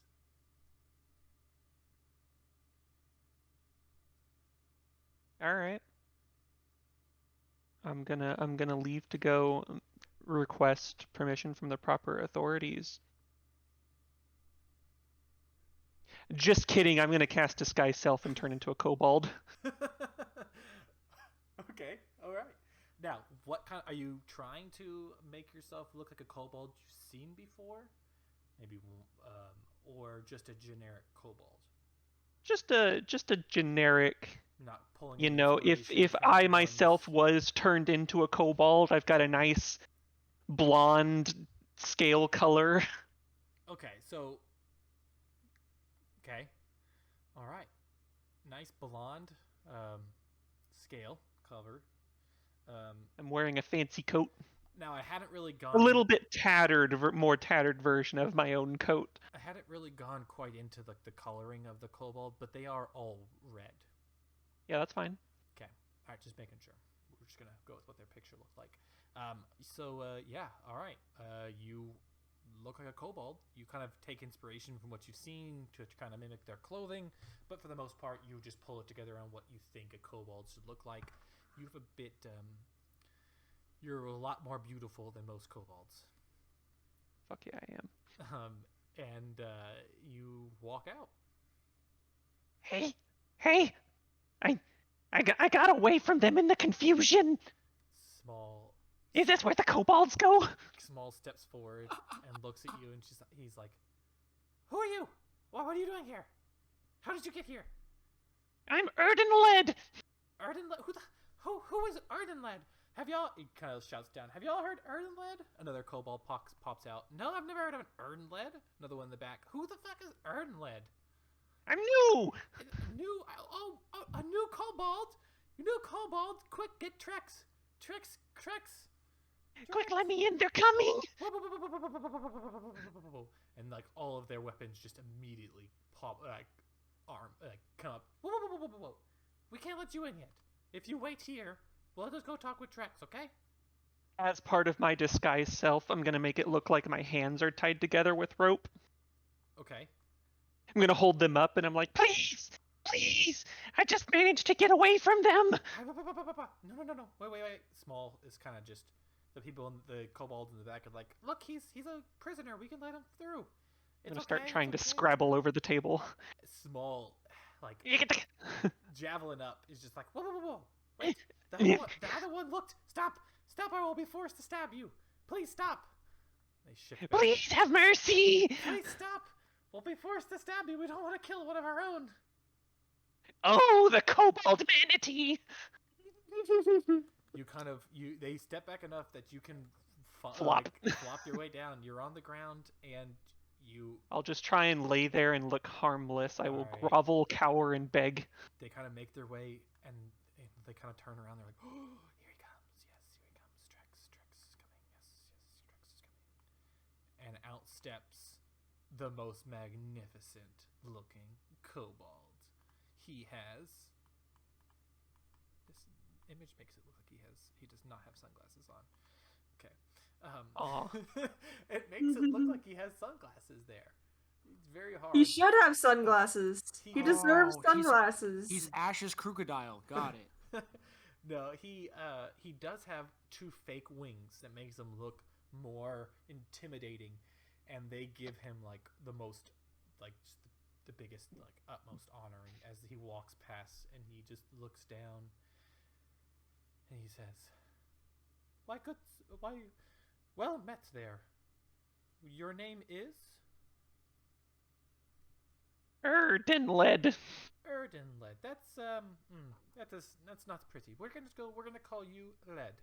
your new nominal. What is the word? What is the word that I'm thinking of? A name. Your new name. Nomenclature? I mean, the Yeah. word name works. Yeah, no. I'm going for a No. name does not work here. Your nomenclature from this point forward is Led. Welcome, Sir Led. In fact, Trex's voice is now going to be deeper. Welcome. He's sir. gonna deepen his voice. Welcome, sir. And you know what? Yeah, that's canon as well. It is a high pitched voice that has been deepened. Welcome, Sir Led. How did you get past the adventurers above? I'm gonna stand up slowly. And just as a point of order, I'm hunching over as much as I can to not just look like an obviously very tall kobold. Yeah. I can make myself look, like a foot shorter, so I'm doing that. I would say even that it might even help you not even to get up, just to be on your knees, so they can't really tell how tall you might be. Yeah, Anyways. Listen, Corey, we know you want him to be prone, but we're not going to fall for your tricks. Not falling for your bullshit. All right, so I managed to get away in the confusion. Your clever traps have completely incapacitated them. And how did you get past these traps? I was in the back. They make me carry all the luggage in the back, so I didn't get hit. I didn't get crushed, and then I just snuck through. Small, was there another person with the party? Was there a kobold that you forgot to mention? Small's like, no. Whoa, hey, sir, stop. No, whoa. T-Rex, trust me, I would never, no. Look, the rest of the party was not there. I told you this. Yeah, I was way in the back. So you say. Well, this predicament has definitely amused me. At first I thought the miners of Tourmaline would have come down to talk with us by now, but you are the only people who have come. You know the people who we have liberated you from, of course. You are now part of Trex's gang. Yeah, they were supposed to come down here and let you know that you could have the mine. They were giving up. We don't even want the mine. Have they not heard our demands? We've asked for just safe living, working conditions, a livable wage, some benefits for when we decide we don't want to work anymore. My kobolds here just want a safe place. We want to join Tourmaline. Oh, you guys aren't violently occupying the mine? Violently occupying? Shit, I mutter. We just walked in and the miners just kind of left. It was quite odd. I mean, there were a few people that tried to fight us. I mean, usually they just think of us like pests that they can get rid of us. But there was something else that was that helped us up there. Did you see that thing that was up there? Slow motion, black and white flashback of two kobolds plummeting to their death.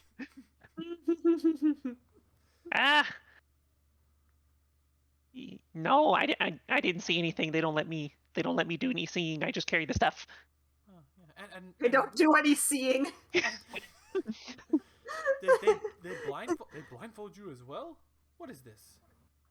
Sometimes. Oh my. Well, I truly, and he steps a couple more feet forward. I truly am sorry for you. He puts a hand on your shoulder. I feel for you. Mm-hmm. How does that work? Yeah. My shoulder's like a foot lower than. Yeah. So, can I kind of shy away from him and cower when he goes to put out his hand, a dog that's been beaten? Roll me performance. Yeah. Luckily, I'm very performatic. Hey, that's not too bad. Yeah, he kind of stops and he's like, "Oh, I meant no harm. I truly here. Look." And he kind of he grabs the javelin from Small and he goes to cut cower further. Okay, over the table. Can you even remove the ropes, or is that part of your disguise self? Fuck if I know. I mean, I would probably have to recast it to change the disguise. Oh my god. Oh my god. Oh, I fuck. think at this Yeah, point, it says- Levi starts stepping forward and he says, Erdenled, help! They're coming for me!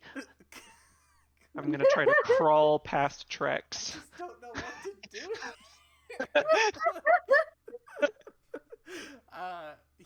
He's not gonna move. He's gonna stand his ground. So now you're gonna have a risk of your disguise. Now, do you continue? Now he's at the point where he's like kind of standing over. So you might have a way to just say he's there. Trex kind of shouts down the hallway. Adventurer, are you hurt?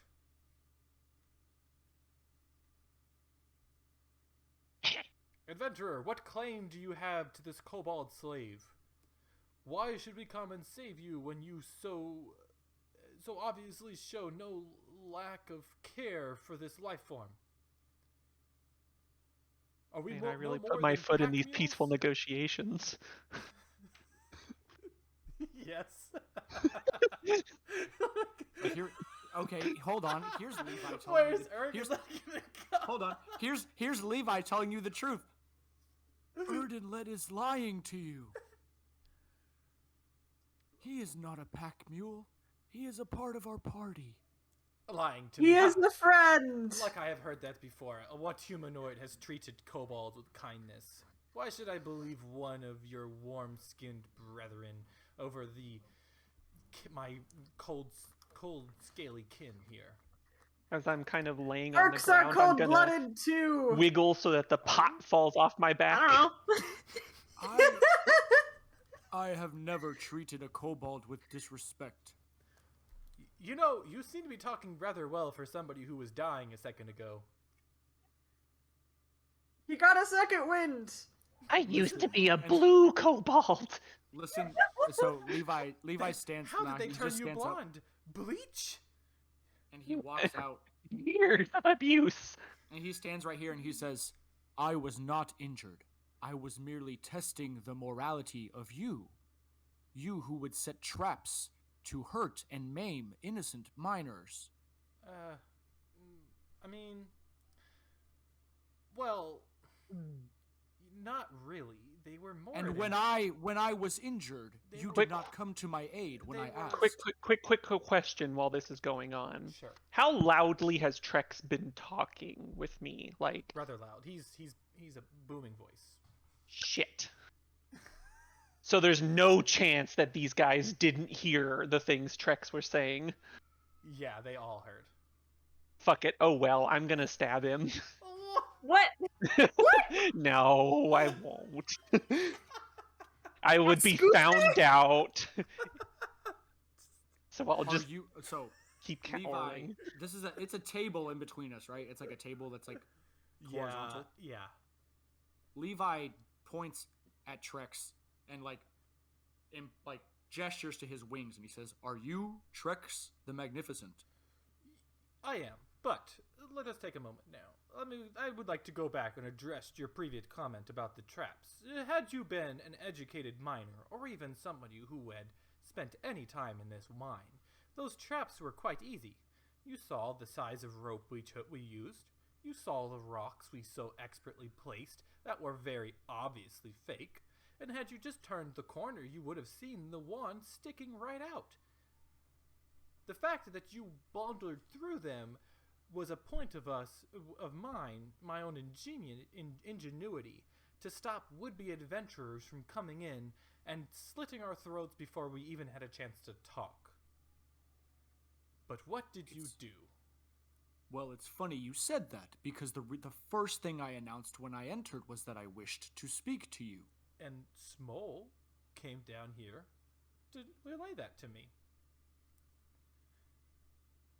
Was I beholden to your timeline? I think not. Were you impatient to the point that you had to barrel your way through our brother, there was some time to put together, and you destroyed that tunnel, did you not? It seemed like a lot more damage than we had expected. He kind of turns back. Zerk, did you only use 1/3 of the dynamite that I explained? And Zerk's just like, one third? I thought you said 13. Oh, for the love of God. I'm gonna sit up. No. I said 1/3. Okay. My bad. He turns around. I do apologize. That one was probably a bit over our bad. Yes. Levi just stands there and uncrosses his arms, and he says, "I think we may have started on the wrong foot. Let me restart. Mm-hmm. My name is Levi Corvallis.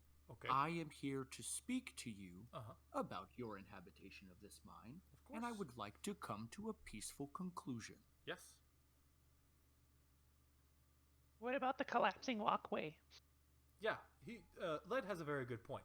What did you do with the 2 kobolds that were working on the walkway above? They tried to kill us. The kobolds tried to kill you? Yeah, kind of. Well, Tried to kill them. Did they try to stab you, or were they just working on their trap that ended up trying to kill you? So Levi would remember that they were actively trying to set off the trap and accidentally set off the trap on themselves, right? Yes. The 2 kobolds above were actively working on a trap when we arrived. They attempted to set it off to harm us and ended up harming themselves instead. One of my party members attempted to save one of them, but was not able to as they fell off of the walkway. I do genuinely apologize for that. Well, Scorp and Thwip will be greatly remembered. But now we have replaced one of them with Led. Led, would you like to be called Scorp? It would make it a lot easier for me to not have to remember a new name. Yeah, okay. Okay, excellent. So, Scorp here. Scorp, I guess that's kind of going to be confusing, because Scorp did a lot of good things for me. Thwip was kind of useless. Let's go with Thwip. That way, anything new you do now, I'll have a better impression of Thwip. Sounds good? Ouch. Okay. Yeah, okay, good. Anyways, Thwip and the rest of my kobolds behind me, and he kind of gestures for the kobolds that have kind of, they're poking their head out, they're watching you. We would love to have conversations with you, but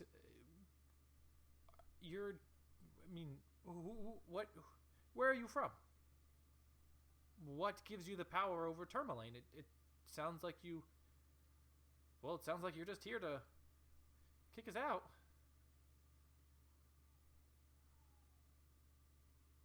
The folks from Tourmaline did request that we kick you out.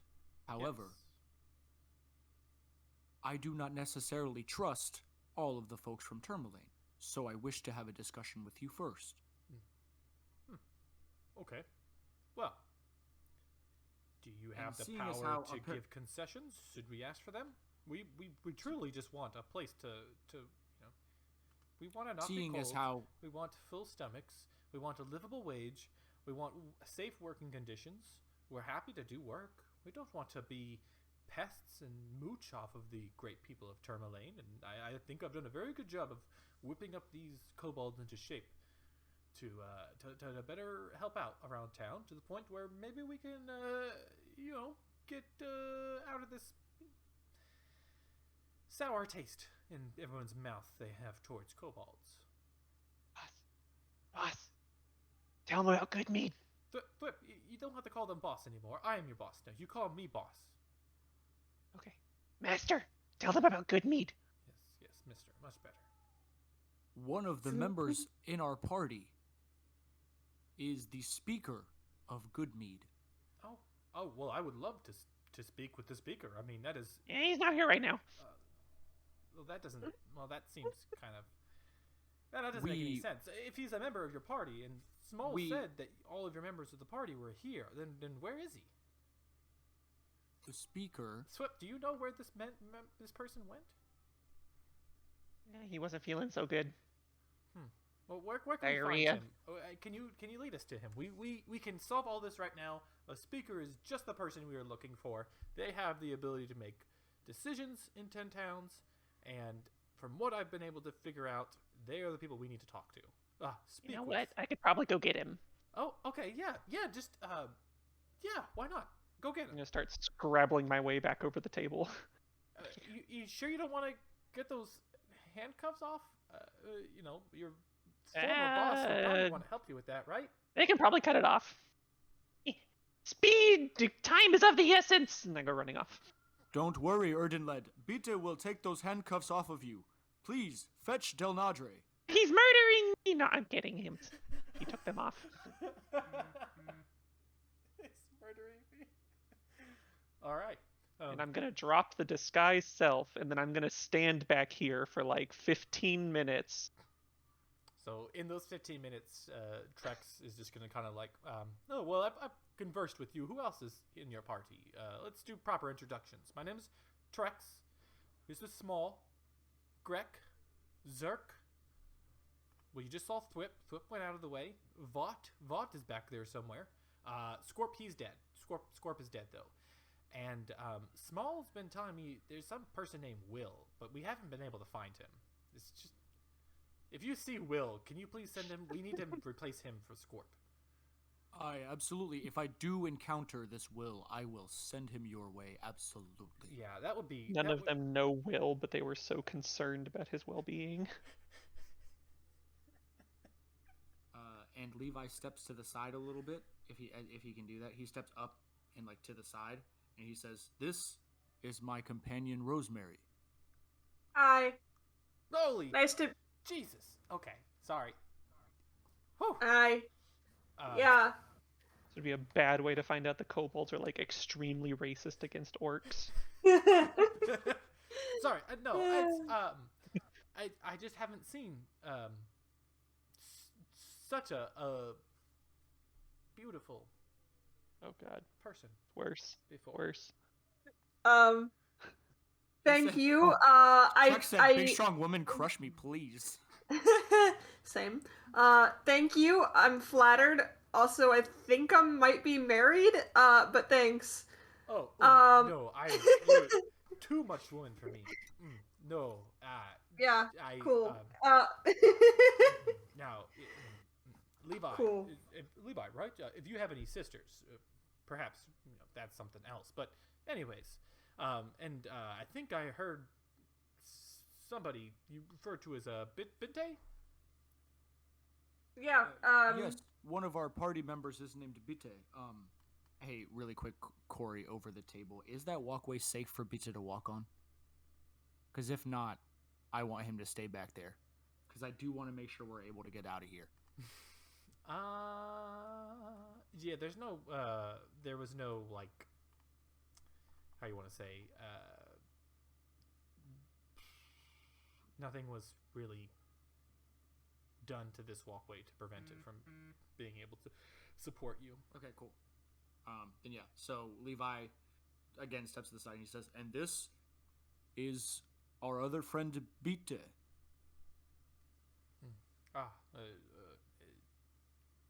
A Goliath. Oh. We like some variety in we got in our group. A human and an orc and a Goliath. Oh, choices, huh? Some variety in your friends. Never hurt anyone, right?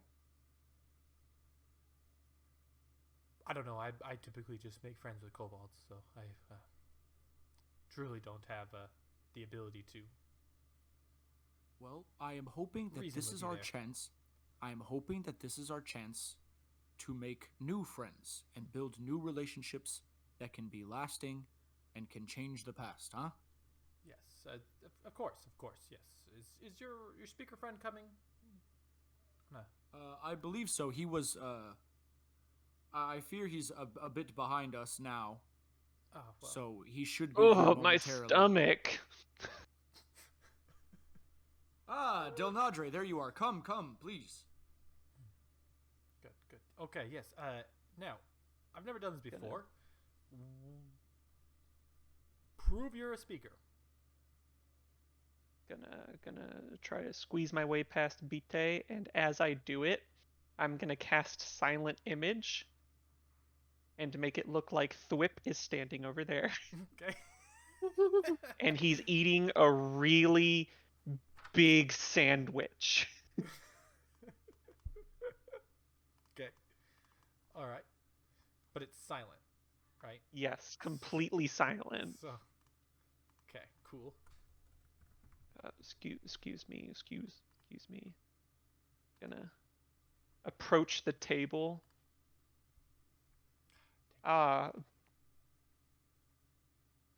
Actually, I'm not carrying my speaker sword with me, but I believe there was something else we gave you. probably. Looking at my inventory. I think it was a insignia of Probably. a badge. I feel like we gave you a badge. Sure, I believe it. I Okay. flashed my badge. I don't know how that was going to help me. Like I said, I've never done this before, but it seems official enough. The fact of the matter that you seem so casually about it, I believe you. No need there. So yes, look, the everlasting winter has just made it unsafe for my kind, and the preternatural cold dulls our wits, especially that of my compatriots here. Because we only want a place to stay so that we can keep out of the horrid weather.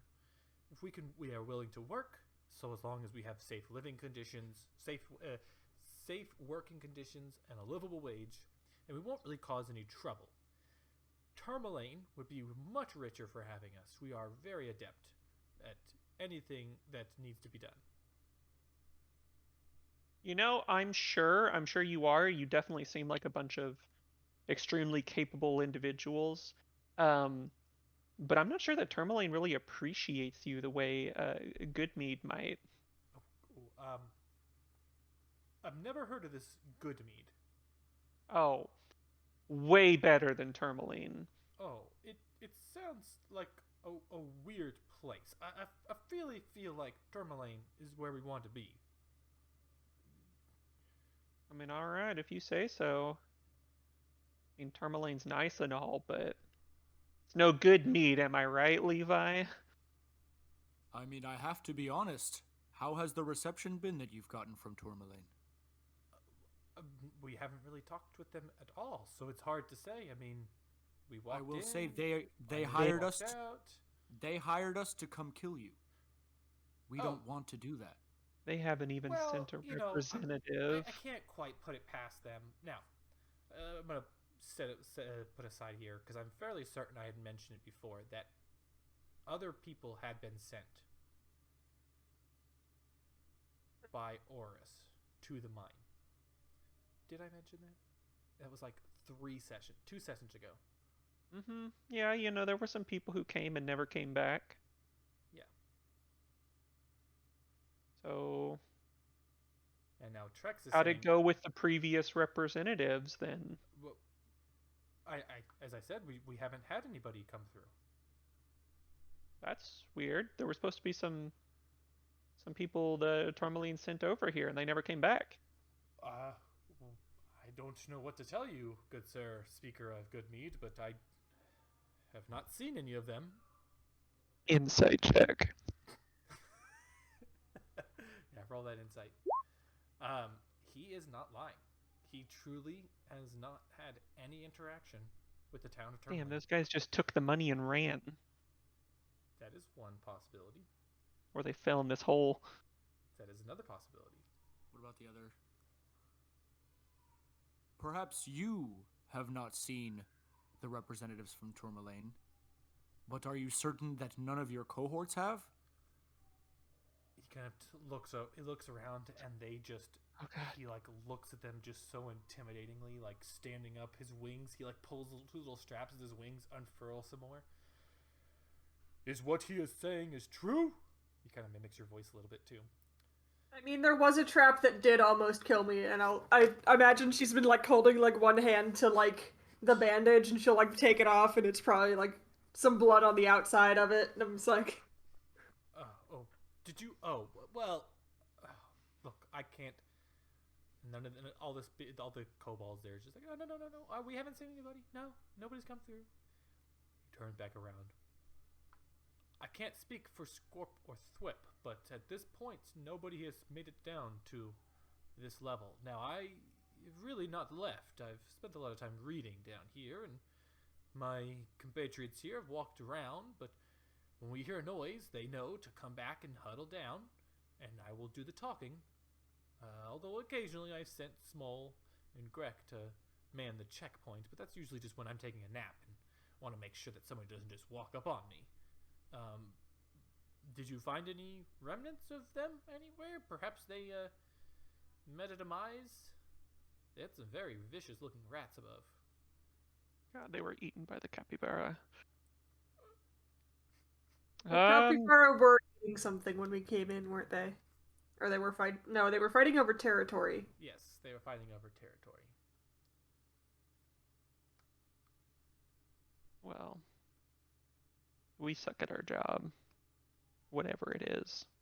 No, I mean, we didn't see anyone. That bears further investigation, I guess. Trex, the moral of the story is this. Tourmaline clearly does not want you here in any capacity. They are clearly not willing to negotiate with you at all. You have the Speaker of Goodmead here, and if you are willing to work for a livable wage and live in peace among other folks, I don't see why you can't come with us back to Goodmead. We have a diverse array of careers and jobs available. I'm sure you would all fit in well with, perhaps with the lumberjacks, or perhaps with the fishermen of Goodmead. We haven't really done much as far as like mining operation, but honestly, that just means it's an untapped market that you guys could take advantage of. Yeah, I have to. Well, here's my proposal for you all then, and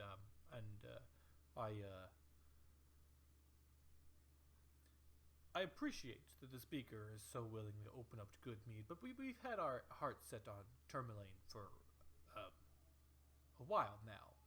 Before we've come out of the tundra and walked into the mine, we planned this out. How about we go back together to Tourmaline and you assist us in getting jobs there?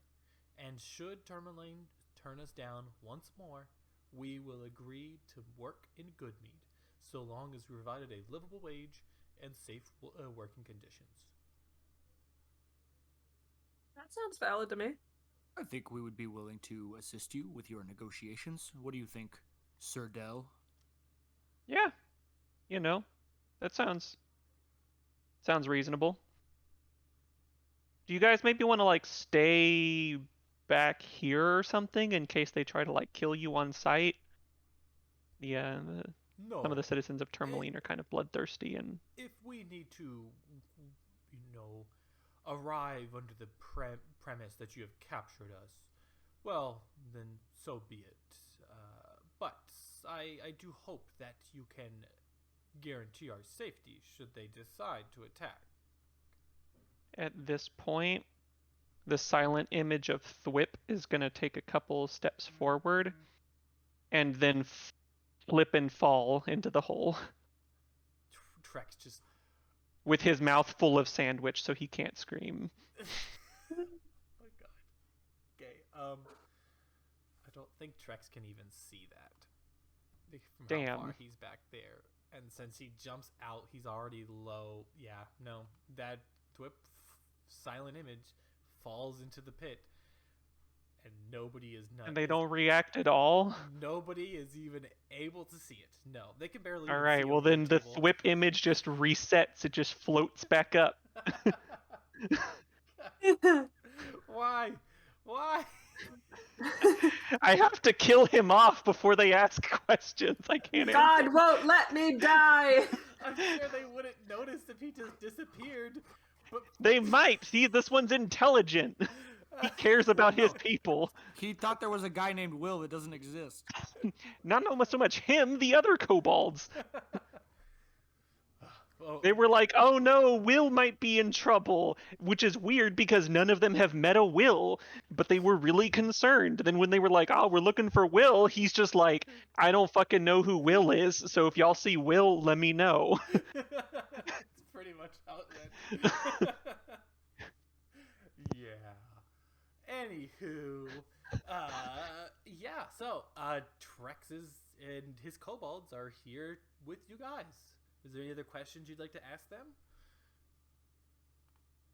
No, you know what? And we'll leave a member of our group with you all to, kind of give you legitimacy in the eyes of the Tourmalines.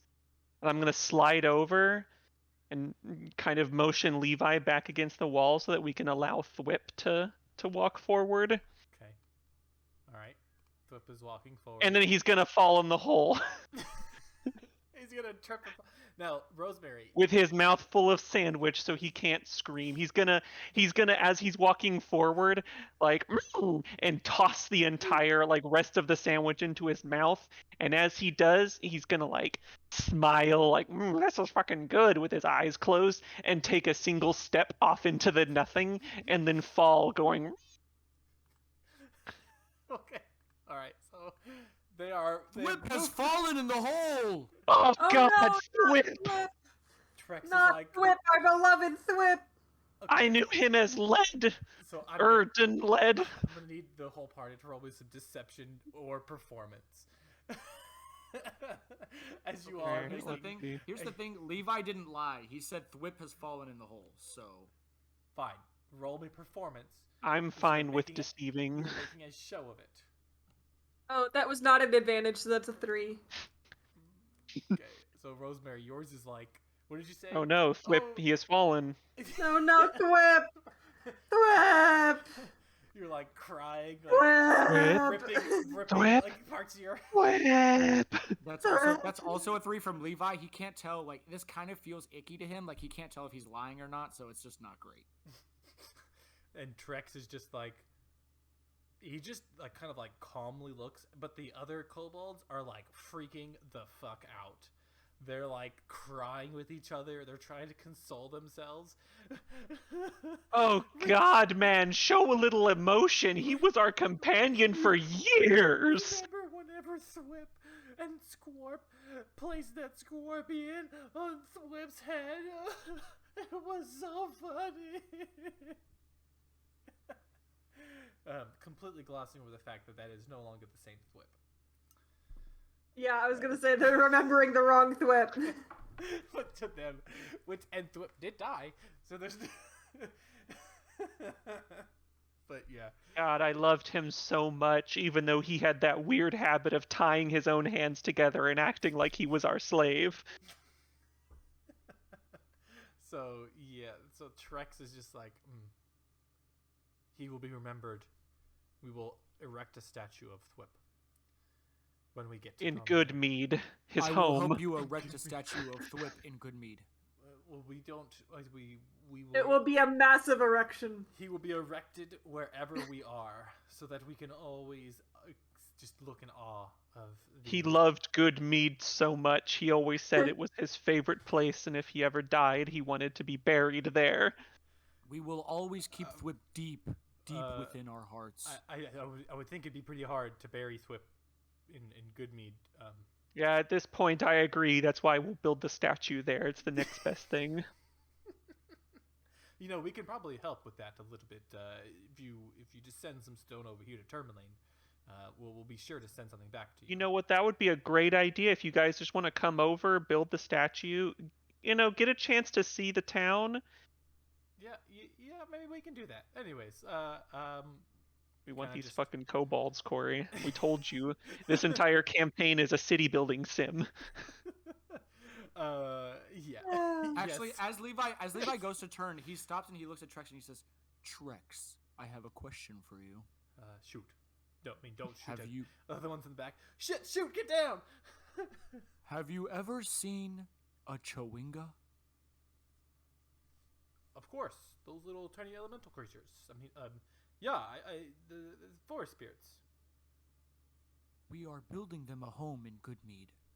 I want you to understand Why? how important it is, because we believe in having a wide variety of folks and different interests and cultures within our community. How are you building him And a we home if believe- you're here? We've already built them a home. We are merely gathering So then more would you say you've already Chewingas. built them a home then? Well, because we are building them a little city. Oh. It is a work in progress. How many Chewingas Shit. do you have? A city? It seems quite big. I mean, is it going to rival Bremen? What's the trade situation going to be like? Because I have He's militia. so fucking clever. Perhaps eventually it is possible. For now, I believe we have 3 Chewingas.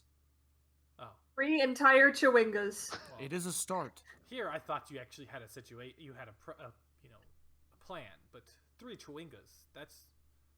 Did you just? To throw be a- fair, they're did you hard just to throw a- find. Did you just throw a net into the woods? I mean, Well, how many Chewingas do you have, Trex?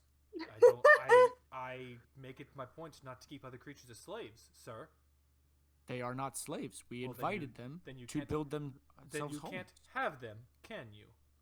Well, you said that we have 3 Chewingas. Yes, because you've already shown you keep people as slaves. We have all. We have just. No, told you again, that was that just was that an was act. just Who's Erden to say? lads. He turns back. Who's to Pink. say Thwip didn't actively dive down into the Underdark to get away from you? I think it might be better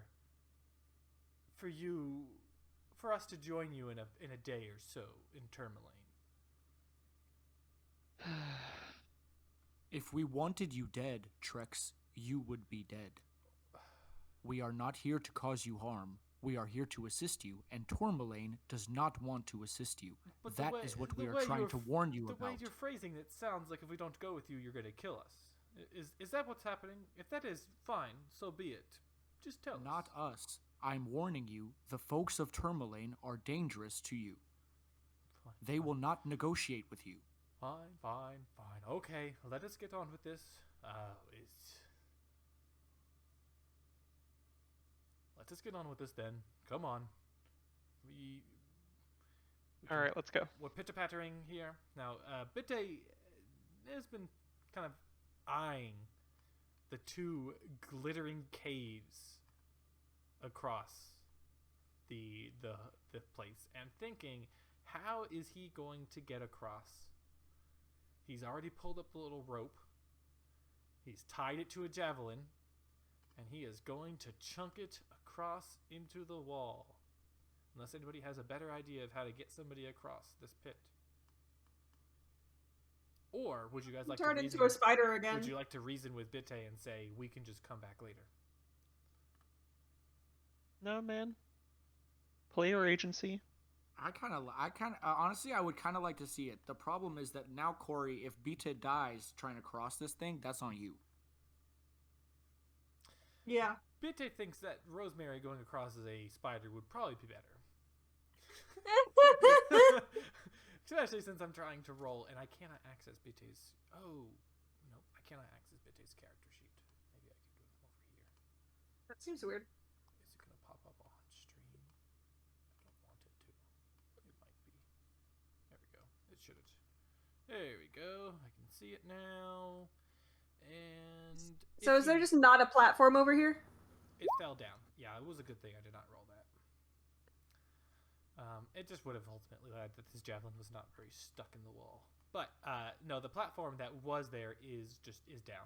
But it's a fairly easy wall to go across as a wolf spider. Should that be? Yeah. I mean, you could also turn into anything that can fly too. I guess I can. I don't think you can do fly speed yet.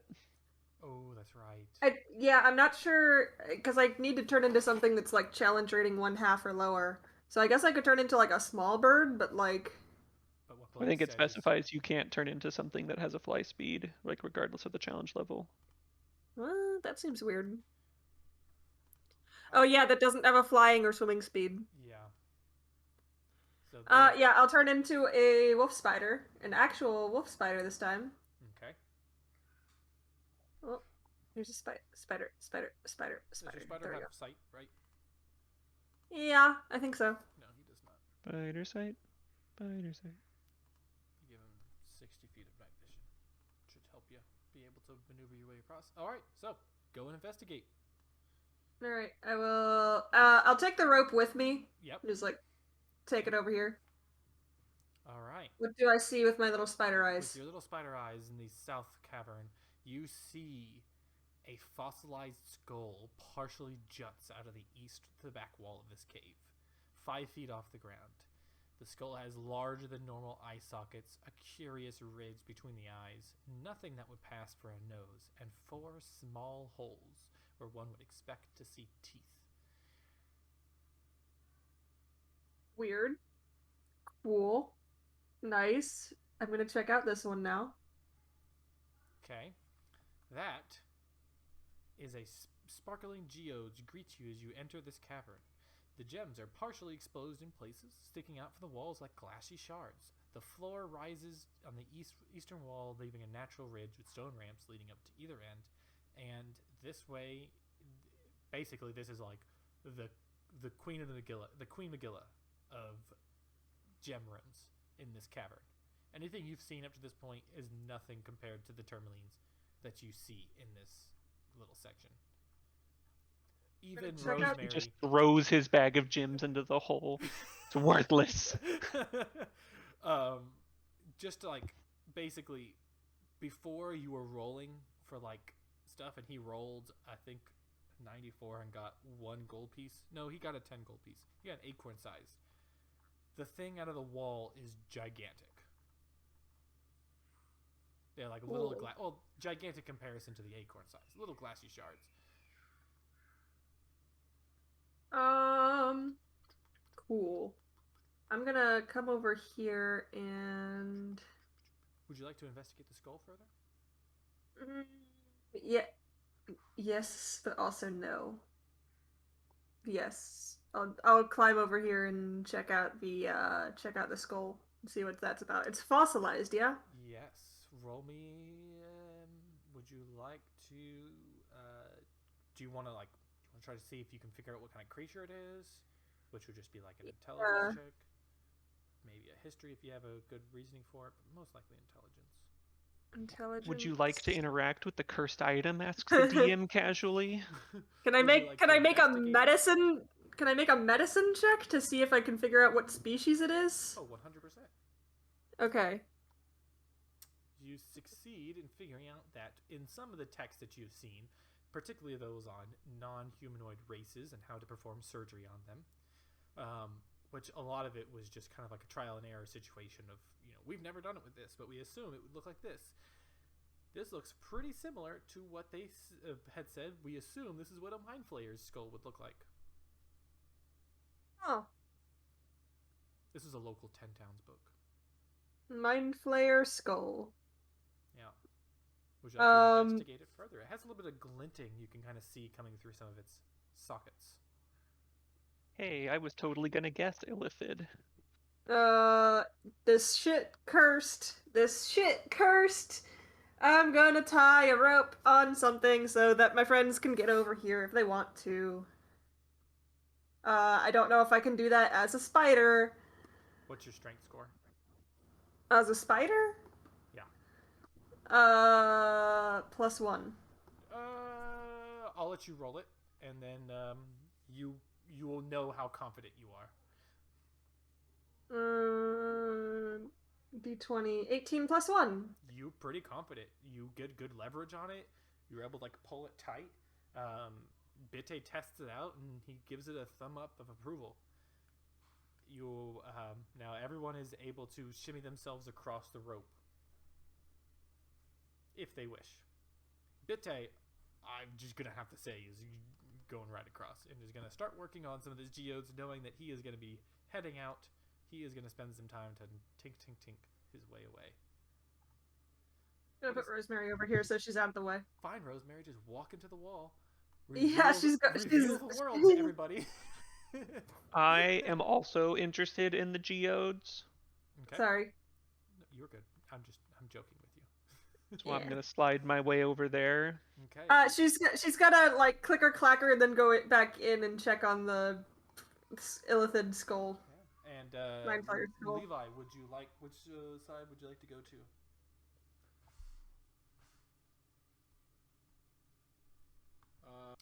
Let me go to. So who? Remind me who's on this side and who's on this side. BB. Yeah, Levi Arr. and Bite are to the top. Hear that, Levi? Bite and Dell are over there, and then Rosemary's here. Mm-hmm. Yes. Yeah. I'll join Rosemary. Good old fashioned 2-2 party split. Okay. So, Dell and Bite can both roll me. Dell, how would you go about taking out some gems? All right. So first off, clearly there was a walkway here. Yes. Are there signs that this area has been mined? Yes and no.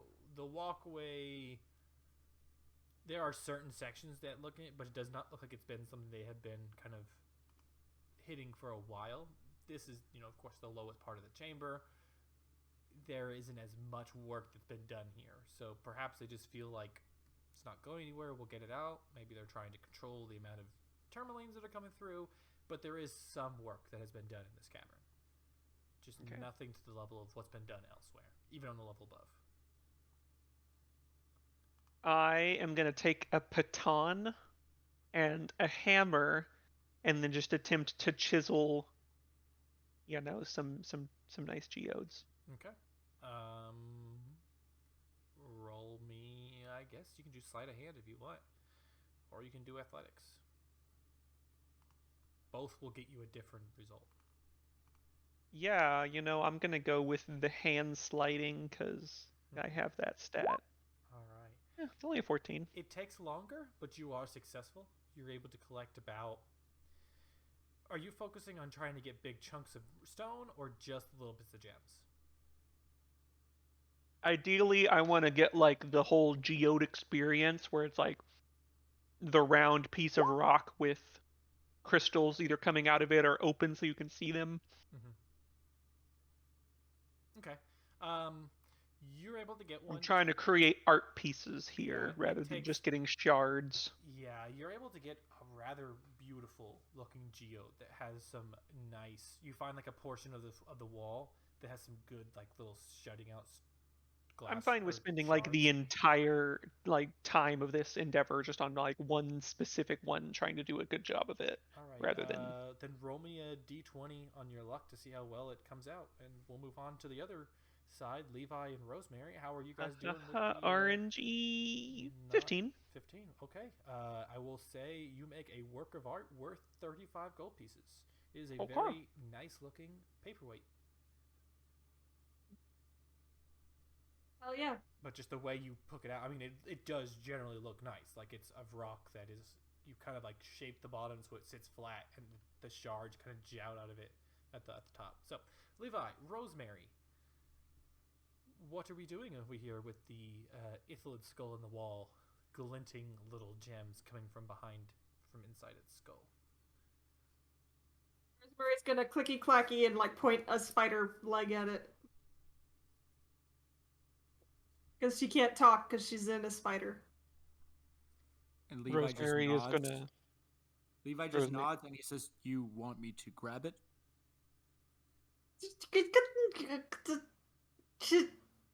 Rosemary's gonna like start looking at it and like try to check it for traps despite not knowing how to do that. Yeah, I guess Levi's going to he's gonna look deeply at it just to look at the wall around it. He's activated quite a few traps in here already, so he's not trying to do that by pulling this skull out of the wall. So if anything looks suspicious around it, he would like to see it. Hopefully, you would like to see it. I would like to look around to make sure nothing looks weird before I touch it. I mean, the fact that there is just a fossilized skull sticking out of the wall is weird enough. Outside of that, there doesn't seem to be any traps. There doesn't seem to be anything interesting other than there is a glinting crystal inside its skull. Now that could just be from the back of the wall. You don't really know. It could kind of it's stuck out of the wall, you know. Solid. I think Levi is going to reach into his bag and pull out. I know this is gonna sound crazy, guys. He's gonna pull out a shirt. I thought you only had the one shirt. Yeah, well, he's not wearing one now, is he? Yeah, but he like Bingo. broke it. Levi had 2 shirts. He had a nice sweater, And and he has the a shirt, a t-shirt. A Yeah. singular shirt. It And has, it's like it's crit like, happens it's on the back of it. it's a sleeveless. Nice. But the sleeves are torn off. And Did he tear off holds, the sleeveless sleeves? Or did Well, he tear no, it off to make it sleeveless? He tore it off to make it sleeveless. He bought a Sleeves are sleeveless shirt bullshit. and he's like, "This is too many sleeves," and rips it even further down. And he's going to kind of like toss, like he's going to use the shirt as like a I don't want to touch this with my hand, and then Okay. he's going to pull the skull out of the wall. All right, you walk up to touch it, and it just like you poke it even just a little bit, and it starts to like and just like pieces of it just fall down. It just breaks. Well, that's fun. It just breaks, and a weird purpley crystal is there behind it. It is rather beautiful. Levi is going to use the shirt as an in-between, and he's going to pick it up. The same way you would pick up a dog poop if it was really pretty. It's a mind flayer brain. Are their brains crystals? Oh. Mm-hmm. Mm.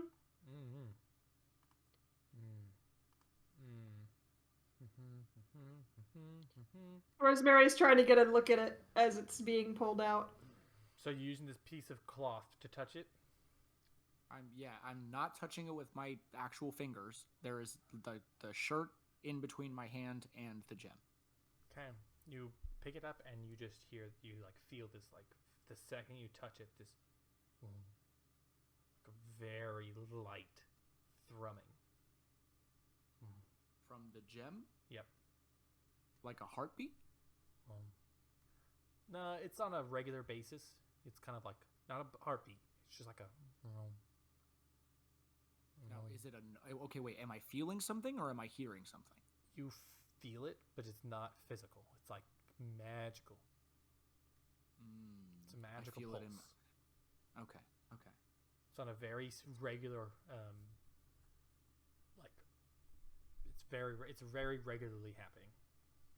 Okay, so it's like pulsating and throbbing and just pumping out hot magic energy. No, it goes like blank until it thrums, and then it's very light, very tiny bit of magical energy, and then it goes away.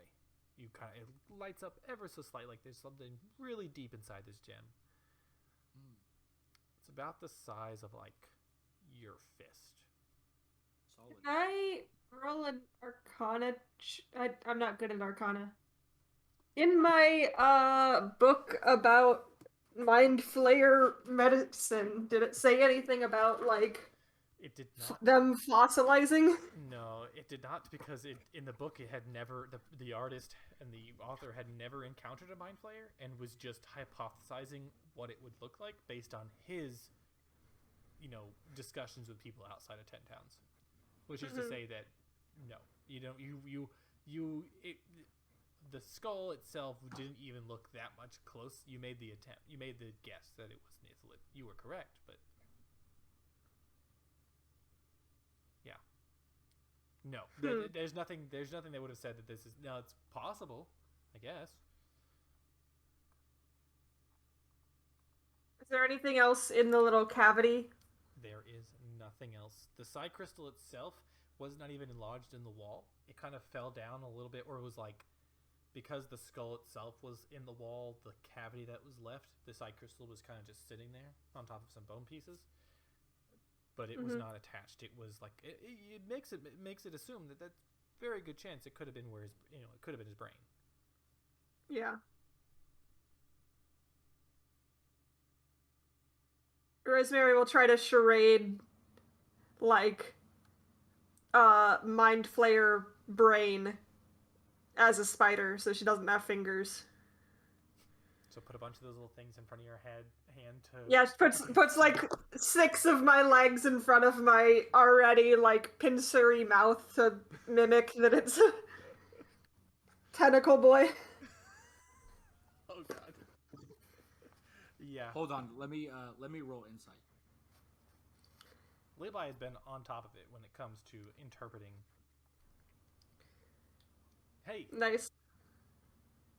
look at that. Ah, you think it's a mind flayer skull, and maybe its brain?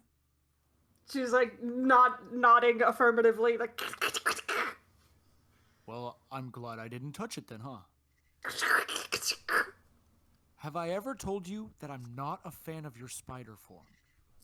And she shrugs. I almost truly wish that you didn't. Like, could you choose any other bug? Hate that. Really helping. Actually, if you could just stop chomping your mandibles together and flexing your legs, and if you could close 6 of your eyes, I would appreciate it. She stops and like thinks about it, and then I don't think spiders have eyelids. I don't think Do so. they? Can spiders blink? You know, we need to look this up. This needs to be an educational for our thing. I ask, can spiders blink? And somebody says they do not have coverings over their eyes.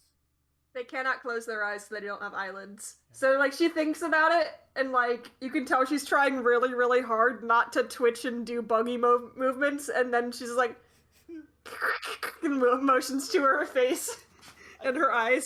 I can only imagine that you are just like bulging your eyes even more in an attempt to stop doing it. Do you not have eyelids?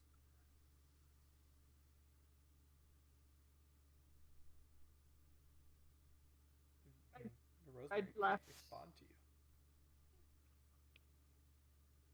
Yeah. Yeah. Do you not have eyelids?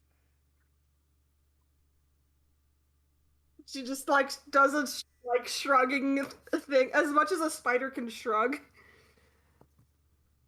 I almost wish I didn't know that now. Okay, Always well, Rosemary just kind of like backs up slowly, like staring directly at him, and just like climbs up the wall and onto the ceiling without ever losing eye contact. without ever moving eye contact. now, Levi like is actively, constantly looking at different eyes, and he's like, "Okay, wait, hold on. Is there a set of these that you would prefer I look at? Because this is very weird for me." She'll point at like the lowest ones on her face. Points one on the far left and like one to the upper right. No, actually, Rosemary, those 2 are a little too close to your mouth, and I hate looking at that. Alright, yeah, she'll point to like a different one on each side. Helpful. All right. And he opens his bag and he wraps up the gem like all nice and tight and like puts it in a corner of his bag where it's not going to get jostled. And the cloth isn't going to come off. And then he gets ready to leave.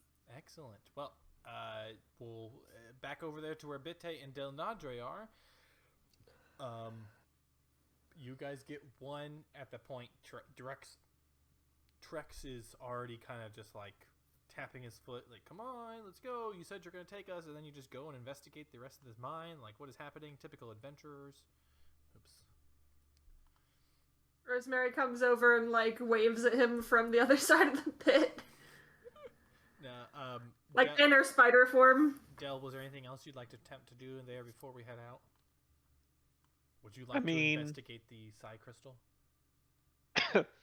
I mean, yeah, as soon as I finish my my geode, I guess I would wander over if they're still there. Oh yeah.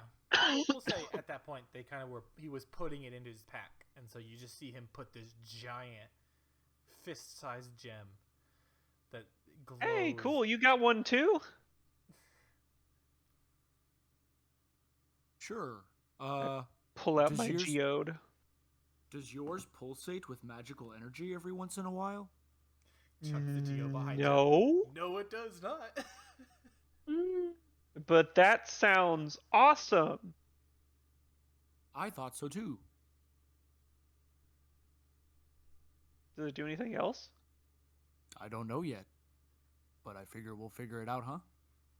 Probably, yeah. Hopefully. Has Bit-Day been able to get his rocks? He got a lot. He has like a pack. He got like 4 or 5. They're not worth as much as Dell's, but overall they're worth like triple what he collected. Nice. Rosemary's gonna climb over on the wall. Whoops. And then turn back into herself over here. Okay.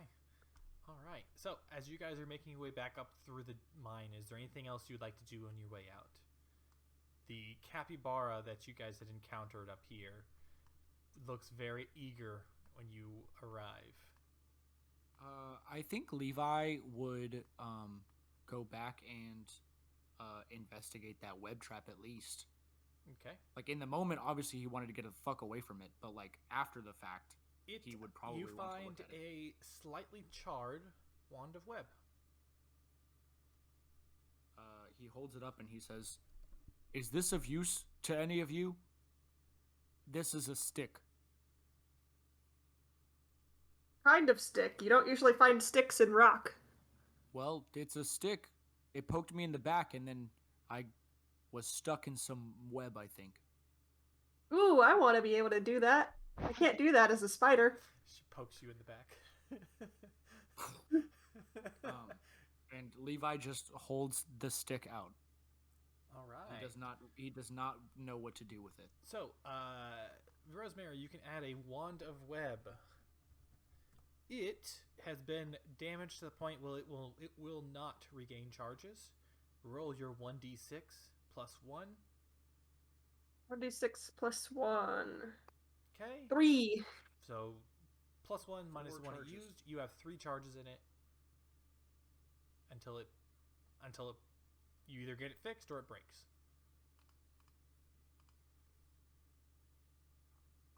Okay. But you can see, like, it's already, like, kind of cracked a little bit. Think magical wands that lines power running through it. But the lines that they've drawn into it and, like, the symbols they etched have, like, cracked and chipped a little bit. So it's just not as strong, but it still works. Cool. Anything else? Would you guys like to do anything as we keep on making our way through? I'm going to give Croissant lots of scritches. And I'm gonna look to the kobolds and like, this capybara wants to come with me, I think. Trex just kind of looks down. It's just like, it's not my capybara. We had to train it up because it was biting our legs. Rather annoying little pest, honestly. I turn back to him like, were you biting people's legs? Were you biting people's legs? Oh, you're a silly capybara. Roll me animal handling with advantage.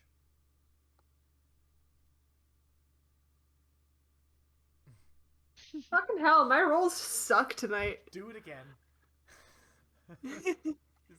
Oh, okay, There do we it go. again. You, Thank fuck. Croissant has joined the party. Keep rolling until you succeed, please. When in doubt, roll again. Oh, did you say animal handling? I thought you said animal handling. All right. We guys keep on making your way up and up. Anything else you'd like to take a better look at before you head on out? Probably not. Okay. But I feel like the way you keep saying it, we're probably forgetting something. No. I just want to make sure there's nothing you had wanted to check out, before we just go back. Oh, together. we didn't check out that one treasure room, did we? We go back to the treasure room. Slide us over to the treasure room. Slide us over to that loot that we didn't notice. Yeah. All right, so let's see. Let us go. So you guys come back out of the mine. The weather has. Oh my god! Fucking roll 20 is not doing well for me. The weather has. It's fucking up. Sorry. The weather has worsened in your time in the mine. We'll say, what do you think? Probably a couple hours, maybe less. Let's go with maybe an hour or so. Let's go with a couple hours. You took some time after you did treks. Yeah, we did. We took a short rest. Yeah. And so you come back out. The weather is worsened, and like the wind is howling. The snow drift kind of just fills the air. Your visibility is down, and as you guys get up, the kobolds in tow behind you, you hear a voice call out from the woods nearby. Oh, excellent, good, you're here. Stops in a moment. Comes out from behind a tree, and it's one of the miners that you had spoken with, particularly Levi, the one that had mentioned to you that he kind of wanted you to clear out the mine and then not say anything about it. Standing next to him is a rather rough-looking individual. You guys recognize him as another person who was at that table, though he was a bit more quiet-spoken and wasn't dressed the same as the miners either. Beans. Sir, were you waiting for us to emerge? Of course, I had heard that you guys had gone down into the mine, and I just wanted to be here to remind you of our the talk we had, the political favors that you are seeking, and in response to handling the problem. I see you have captured the kobolds. Excellent work. Trex kind of just chimes up. They have not captured us. We are going willingly to speak with the Speaker of Tourmaline. Levi smiles and he says, I believe we can find another way. Does this mean that you are going to the Speaker, to Oris, right now to tell him about this? I thought we had come to an agreement. Just wait a couple of days. Let the pressure build on Oris, just till we get to our election. In fact, I wanted to speak with you. Well, seems like it was a good idea for me to be here waiting for you then, wasn't it? It's perfect. I've got... Was it 6 over the table? 6 kobolds? 6 total? No. Thwip died. You have 5 kobolds. Okay. 4 I've got twice. Yeah. I've got 4 wonderful kobolds and their magnificent leader. His name is Trex. And I think they would make excellent miners that you should have under your employ. If you pay them a living wage and you offer them food and shelter. Let me finish. Sure. They can... Go on. I believe they would make fantastic workers that could better your situation. We already have too many miners as it is. What, should we now give our jobs to some kobolds? What about the people of Tourmaline? Do we not deserve this living wages that we're supposed to give to this kobold who just meandered their way into our mine and pushed us out? Come on now. Wait, come on. I thought you had a good head on your shoulder. Come on. Is there somebody else that I can speak with? Perhaps Hold on. the lady there. I feel like... Do not talk down to me. You're talking idiotic nonsense. So why should I even talk to you at all? God. I am watching the Sussy Baka very closely. Is that the other one? Or is it the minor Yeah. guy? The other guy. Roll me some perception. And Rosemary, how are you? What are you doing during this thing? I mean, he did kind of like, he called you out. He was like, "Hey." I'd say my associate speaks for all of us and for the kobolds who were very adamant about the fact that they did not chase you off. They came to negotiate, and everyone left. And you're just gonna believe some kobolds? Come on. I have They're not even no civilized reason not creatures. to. In my time, I have found that there are two sides to every story, and that when people have something to gain, they're more than willing to lie. I don't Sir. like what you are implying. I would But like to you know what? It's clear to me that you don't have any interest in following through what we had discussed. It's a shame, I suppose. You asked me to clear the mine of danger. I Are the asked you- kobolds currently a danger to you? I did not ask you to clear the mine of danger. Our foolish speaker asked you that. We could very easily clear the mine. Obviously, You would have the gone in plan and killed. did No. not get through your thick skull, sir. That You we're would trying have gone in to and pressure killed. our speaker. Yes, of course Then we would have apply- gone and killed the kobolds. They're dangerous people. Look at them. Did you not get hurt by them? She has a stone sticking through her chest. Who That did is that? my fault. It is an accident that I caused. It is not of their due. And It so is because I was neglectful the and miner I kind of- caused the damage. The miner looks over to Rosemary, and you let him speak for you, and he's the one who stabbed you in such a violent way? He did not stab me. We have some doctors back in the village. In fact, one of them's my cousin. I'd be more than happy to bring you into there. You know, we can put you up in our nice cabin. We're not asking you not to claim your reward from Oris. We are simply asking you to delay your notification to the speaker. I am more than capable of healing myself, and I suggest that you stop talking and listen to our proposal before things get ugly here. Ugly. Show you ugly.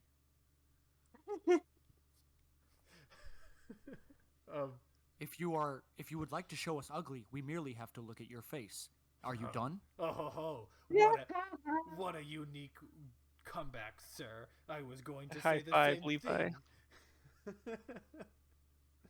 Fine, get on with it. What do you want to say? I don't think I really need to sit here and speak with you any further. It seems you're once again some more outsiders trying to meddle with our affairs, to collect a quick buck, taking our hard-earned gold out of our town, spending it elsewhere. It's kind of I have simply come, all of us came, because we were asked to, under what seems like now, potentially, false pretenses. We came because we heard that there was a violent group of kobolds that had taken over your mine, and that does not seem to be the case. Exactly. So would it not be beneficial that you let Oris just figure it out on his own? Oris, again, under false pretenses, asked us to go clear out the mine. You also asked us to clear out the mine, did you not? I did not ask you. Okay. I only asked you not to report it. You'd already told us you were clearing out the mine. I did not request it of you. You didn't tell us not to. Of course not. Why would I not want you to clear out the mine? It helps us all. Saves me a little bit of the work. But I thought you'd be a bit more receiving of our situation. You offered me a political favor when you have no political power. You want me to do all of the You want me to do all of your legwork to put you in a position to give me something when you cannot do that for yourself. You will listen to me this instant. If you want your political power, you will employ these kobolds, and I will help you become the speaker. And if I hear that anything negative has happened to these kobolds, I will come back and execute you myself. Do I make my point very clear? Threatening to kill a townsperson now. You hear that, Boomy? I am threatening you only because you have already threatened to let things get ugly, and I do not want that. Getting ugly could have just been shooing you out of town. You've made it clear you're willing to execute me. If you harm the kobolds that are under my protection, if you harm the kobolds who are under my protection who have done nothing wrong, then yes, you have done something wrong. Fine. Go tell Oris. Go back into town. Don't come crying to me when you find yourself on the wrong side and you are chased into town with that good-for-nothing speaker. We'll figure our own way out to get a special election. Shouldn't be too hard. I mean, we're on hard times, and he's... What is he? Willing to give you gems from our mine as payment? 50 gold pieces from the town coffers? Seems pretty suspect right there. Perhaps Oris made this whole thing himself.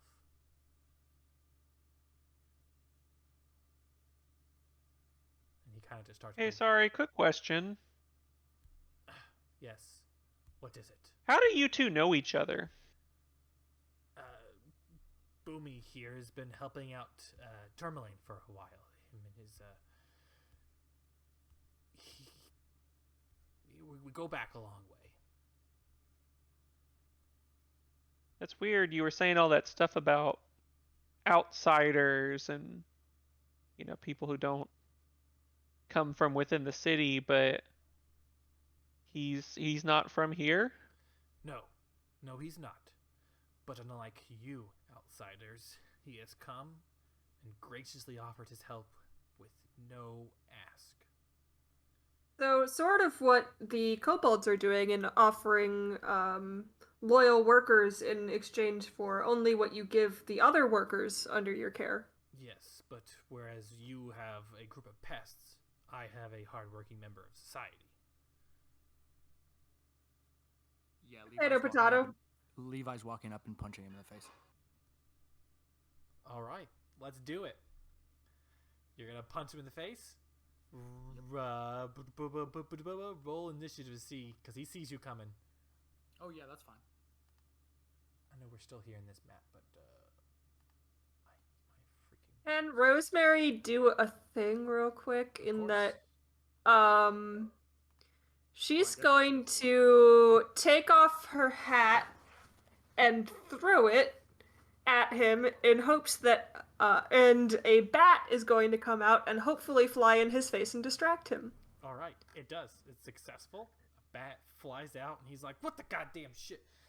What is?" And he starts swatting the bat away, and he has no protection to the now flying fist from Levi. Levi, you can get advantage as well. Why are there two Levi Corvallises? We're all Levi. We are all Levi. We are all Levi. You're Levi. He's Levi. Is there anyone here who's not Levi? Meow while flexing pecs. Here, I don't have unarmed strike in my attacks, so I'm just gonna roll 2d20s. That works. And add your strength. And you're proficient. Okay. You're not proficient with them, so... Well, are you proficient with unarmed attacks? Everyone's proficient with unarmed attacks. So then, yeah. Roll your proficiency and then roll your strength. Or add your strength. Oh, okay. So 12 so that's plus 18. Plus 18 6. to hit. That hits. Roll 1d6 plus your strength. 1d4. It's just 1 plus. Oh, it's just 1. I don't have only monks. 1 don't plus have, strength. Yeah. Monks Yeah. do, and then if you have the unarmed fighting, fighting Gotcha. style. Okay. Yeah. So it's 5 damage. Yeah, 5 damage. So you just cogwag and just punch the ever-loving shit out of this guy's face. Like, Yeah, you just one break punch. his nose, he falls down, he starts screaming like, "What the fuck? Boomy, like, and Del, you've been watching him, right? Mm-hmm. He, like, so expertly, like, had a hand right on a sword, hand on a dagger as well, had pulled it up for a second and then put it back in and just like relaxed a little bit as like the miner is now just like on the ground, just blood staining the snow with the fresh snow with a deep red. Rosemary's walking up to fetch her hat and also to pat Levi on the back. Levi turns to Boomy and closes his eyes and assumes a fighting stance, and he says, "I know you've just pulled out. You've attempted to pull out your weapon. Do you have something to say?" No.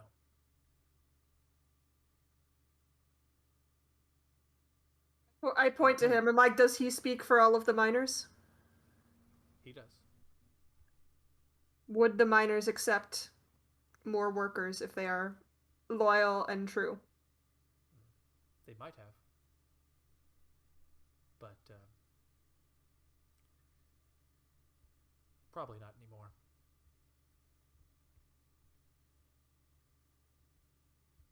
And Levi turns to Trex, and he says, "I'm sorry that I've ruined your chances of employment here. I truly am, but I do not fear. I do not think. I just let's hold it there. I never, in any assumption, made the fact that we would only work in the mine. We're happy with housework as well, so we can still go to Tourmaline." Oh, well then, perhaps we may That makes be able things to easier. find you something at the end of the day." Yeah, I mean, I never really expected the miners to let us back in here so quickly. We'll work our way back into their lives. That's no problem. Boomy just kind of chuckles and picks up the guy who's still just like muttering. He's like, you won't hear the end of this, damn it. God, why'd you... I pick up a handful of snow and offer it to him, and like, you're gonna want to put some ice on that. Grabs one, just like puts it in his face and screams for a second. Oh! Don't forget to have your cousin look at your nose. Yeah, go check with your doctor cousin. Yeah, safe trip back, guys. I'll see you back in town. Let's go, Boomy. Looking Let's forward go check to out it. this mine. And they walk into the mine. Before they can wander off, I'm gonna address Boomy directly and just ask him, like, so what is it that you're getting out of this? He turns back and the miner has kind of walked further into the mine. Just he's done with his conversation. Boomy slows his steps, turns back, and he looks at you all, and he's just, "You're the speaker of Goodmead, aren't you?" Might be. What would it be to you if he was? Well, he'd be the speaker of Goodmead if he was to me, I suppose. I am only here to support the miners' duties. I and my men saw that there is an injustice here in town, and we have come to help find the true voice of the people for Tourmaline. And do you believe that man in the mine is the true voice of the people? The people do, and that's enough for me. Well, good. The loudest of the people do. The loudest are not always the majority, and they're not always right. No, but they are the ones who make the most mess, so it is always nice to keep them appeased, is it not? Fair enough.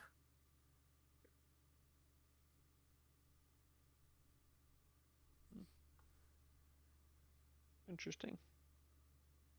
Interesting indeed.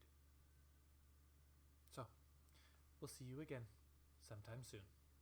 And he just Yeah, walks if you into the would mine. carry a message for me, let whoever it is you report to at Targos, let him know I'm interested in learning a lot more about what it is they're doing. But he freezes in his steps. He's already had turned around as you said this comment, and he just freezes. And he continues to walk full in stride, and he calls back, "I have no idea what you are talking about." I'm sure.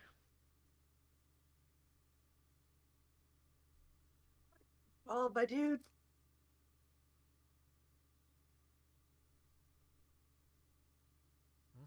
Let's see if we can find employment for these kobolds. Yeah. Well, all right. So, you guys are making your trek back. We're gonna end the session fairly soon. Making your trek back. It's about a 30-minute hike. How are you guys feeling along this way? Are you gonna take a relaxation beforehand? Are you trying to get out? Are you get there as quick as possible? What are you doing? What time of day is it? You got into the mine early in the morning. You spent a couple of hours there. It's midday at the latest. However, it's really dreary. There's low visibility. Some kind of fog or front is kind of set in. The light isn't really coming through the clouds as much today. But yeah, midday. I think just get back to town, yeah, guys? Yeah. Yeah, get back to thoughtful. town and try to sleep there. I do still have a giant rock in my stomach that I would like to surgically remove, probably inside of a house. Would you like to take a moment to take a short rest here and roll some hit dice? We'll get back to town. Okay. All right. When we do get back to town, though, I think that Levi would request that Dell lead the way in, and Levi would follow right behind him and like do like the big like please look at me the wrong way look, and just have his cloak billowing. It does not matter if there's wind or not. Okay. Like, please look at me or any of these kobolds the wrong way. I fucking dare you. All right. Okay. I interpreted that wrong at first and was like, are you trying to flirt with this entire town? Mm-hmm. No. More like not intimidate. But yeah, like, Rosemary's gonna like.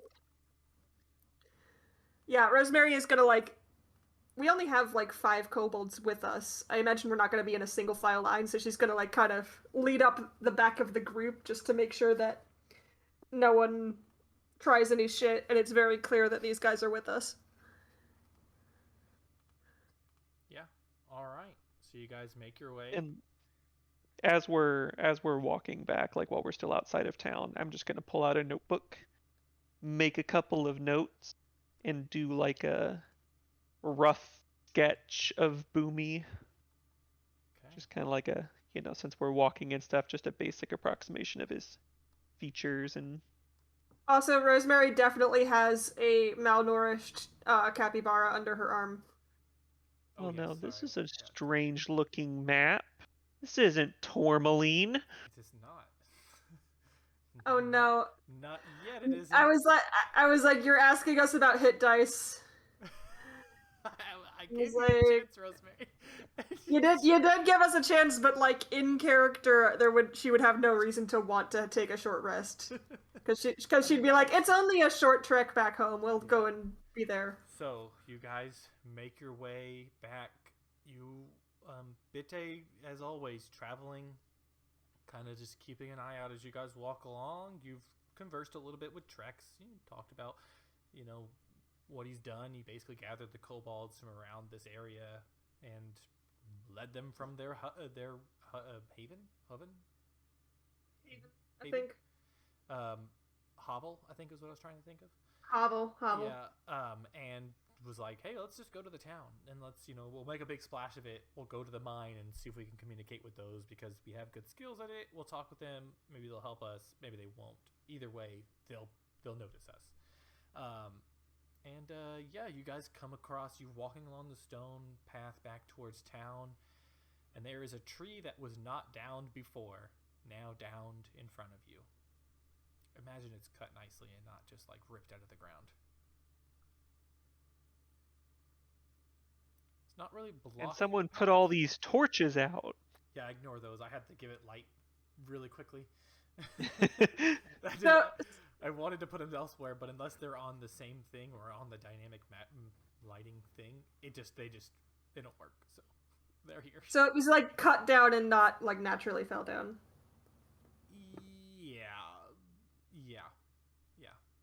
Yes.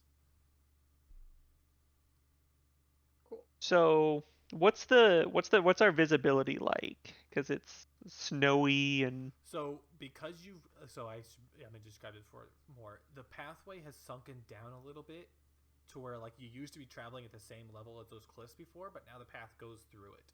At times, water kind of flows through here, it makes it like it's a low water crossing, etc.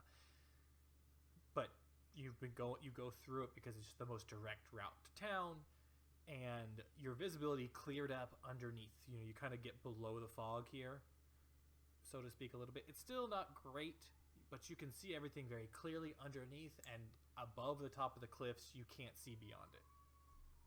Okay.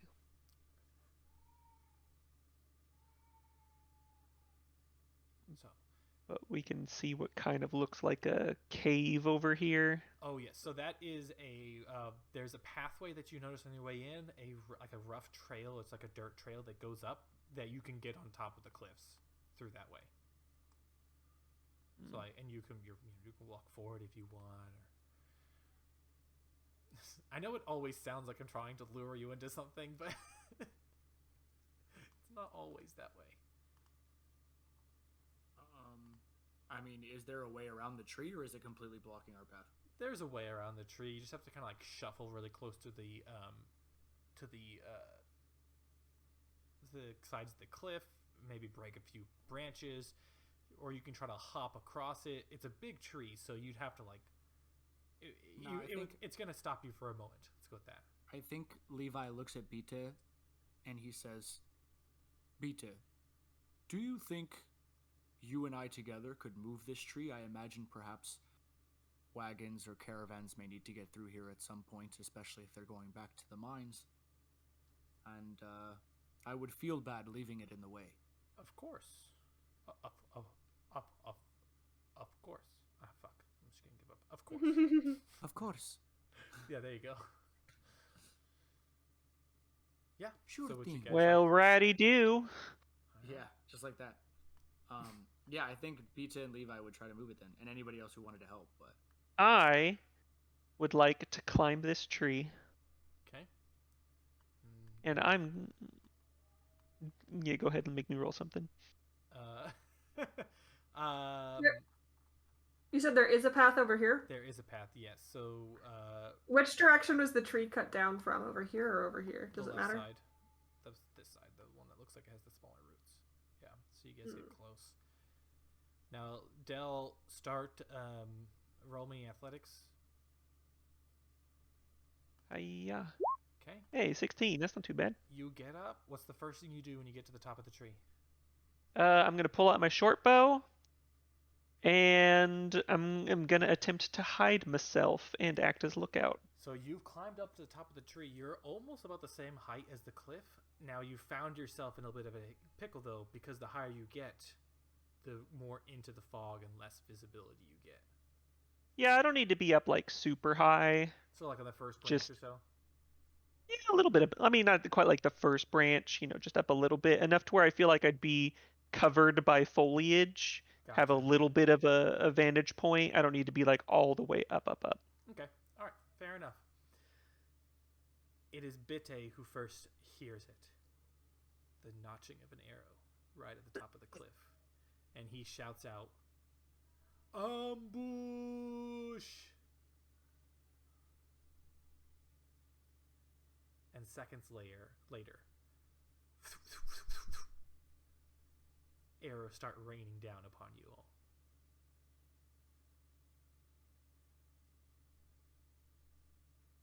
And that is where we're going to stop. Shit. Oh shit! Glad I'm in this tree, y'all. So you basically, Rosemary, Levi, and Bitte kind of look up, and through like the fog, you see arrows start to come down. And we're gonna, I'm gonna go and grab the rest of the kobolds, so I make sure I have them all and they're named. I don't have to do anything else for them. And then we are going to pick this up the next time we play, with you guys under attack. And well, Nice. alrighty then. yeah, so I'm shocked. excellent session, I'm guys. You're so, I'm giving Yeah. myself a reminder in chat. We had not done this yet, but because you had basically accomplished your quest when you got the kobolds out of the mine, you are now level 4.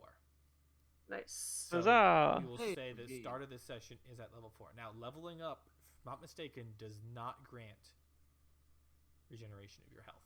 Except I believe you can use hit dice during that time, but you don't just get full health. Am I wrong? Pretty sure it does.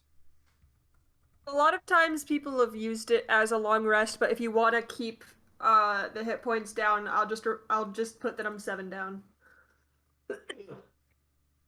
Because I think I'm the only person who's short on hit points. You are not healed upon. You healed up upon at leveling up. Now you do go up your hit dice amount. Mhm. That's it. So So if we I- gain however much health, but don't refill what damages that has been taken. No, you basically Yeah, get to so, add that. So basically, if you add 6 health to your max health, you also gain 6 health from your damage. Right. Yeah, so you So just yeah, shift you up. You're, you heal for whatever much you gain, but if you've taken damage, you still have that damage. yes. This Nice. guy. What is that 10 for? For my new HP. Oh, okay, yeah. So while they're leveling up to level 4, I will do our outro. Thank you all for watching. We are Everybody's a Mimic, which I don't remember if I actually introduced ourselves as Everybody's a Mimic whenever we started. You did. Oh, I I'm did. pretty sure. Probably. Good. I You hope did. so. If not, you saw the beautiful Shucks. starting screen of our stream starting soon.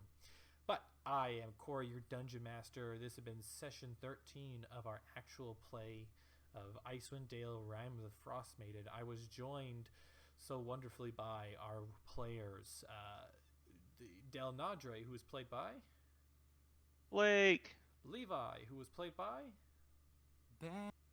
Rosemary, who I put in the end because she wanted to go to the end last time. Played by Ray. Right. And joined us for just one comment earlier to set the record straight was Bitte Yetemete Dun Kalaga, played by Carson. We are Everybody's a Mimic. I hope you all will join us again. If you have not checked us out, we have a poorly updated what is it called? WordPress at everybody'samimic.wordpress.com. We also have a YouTube page where we upload our past sessions. We put those up, and that is just search Everybody's a Mimic on YouTube. We stream whenever we can via Twitch. And we look forward to having you guys back out with us next time. Until then, happy hunting, and don't trust all the miners in your life. I guess. Bye.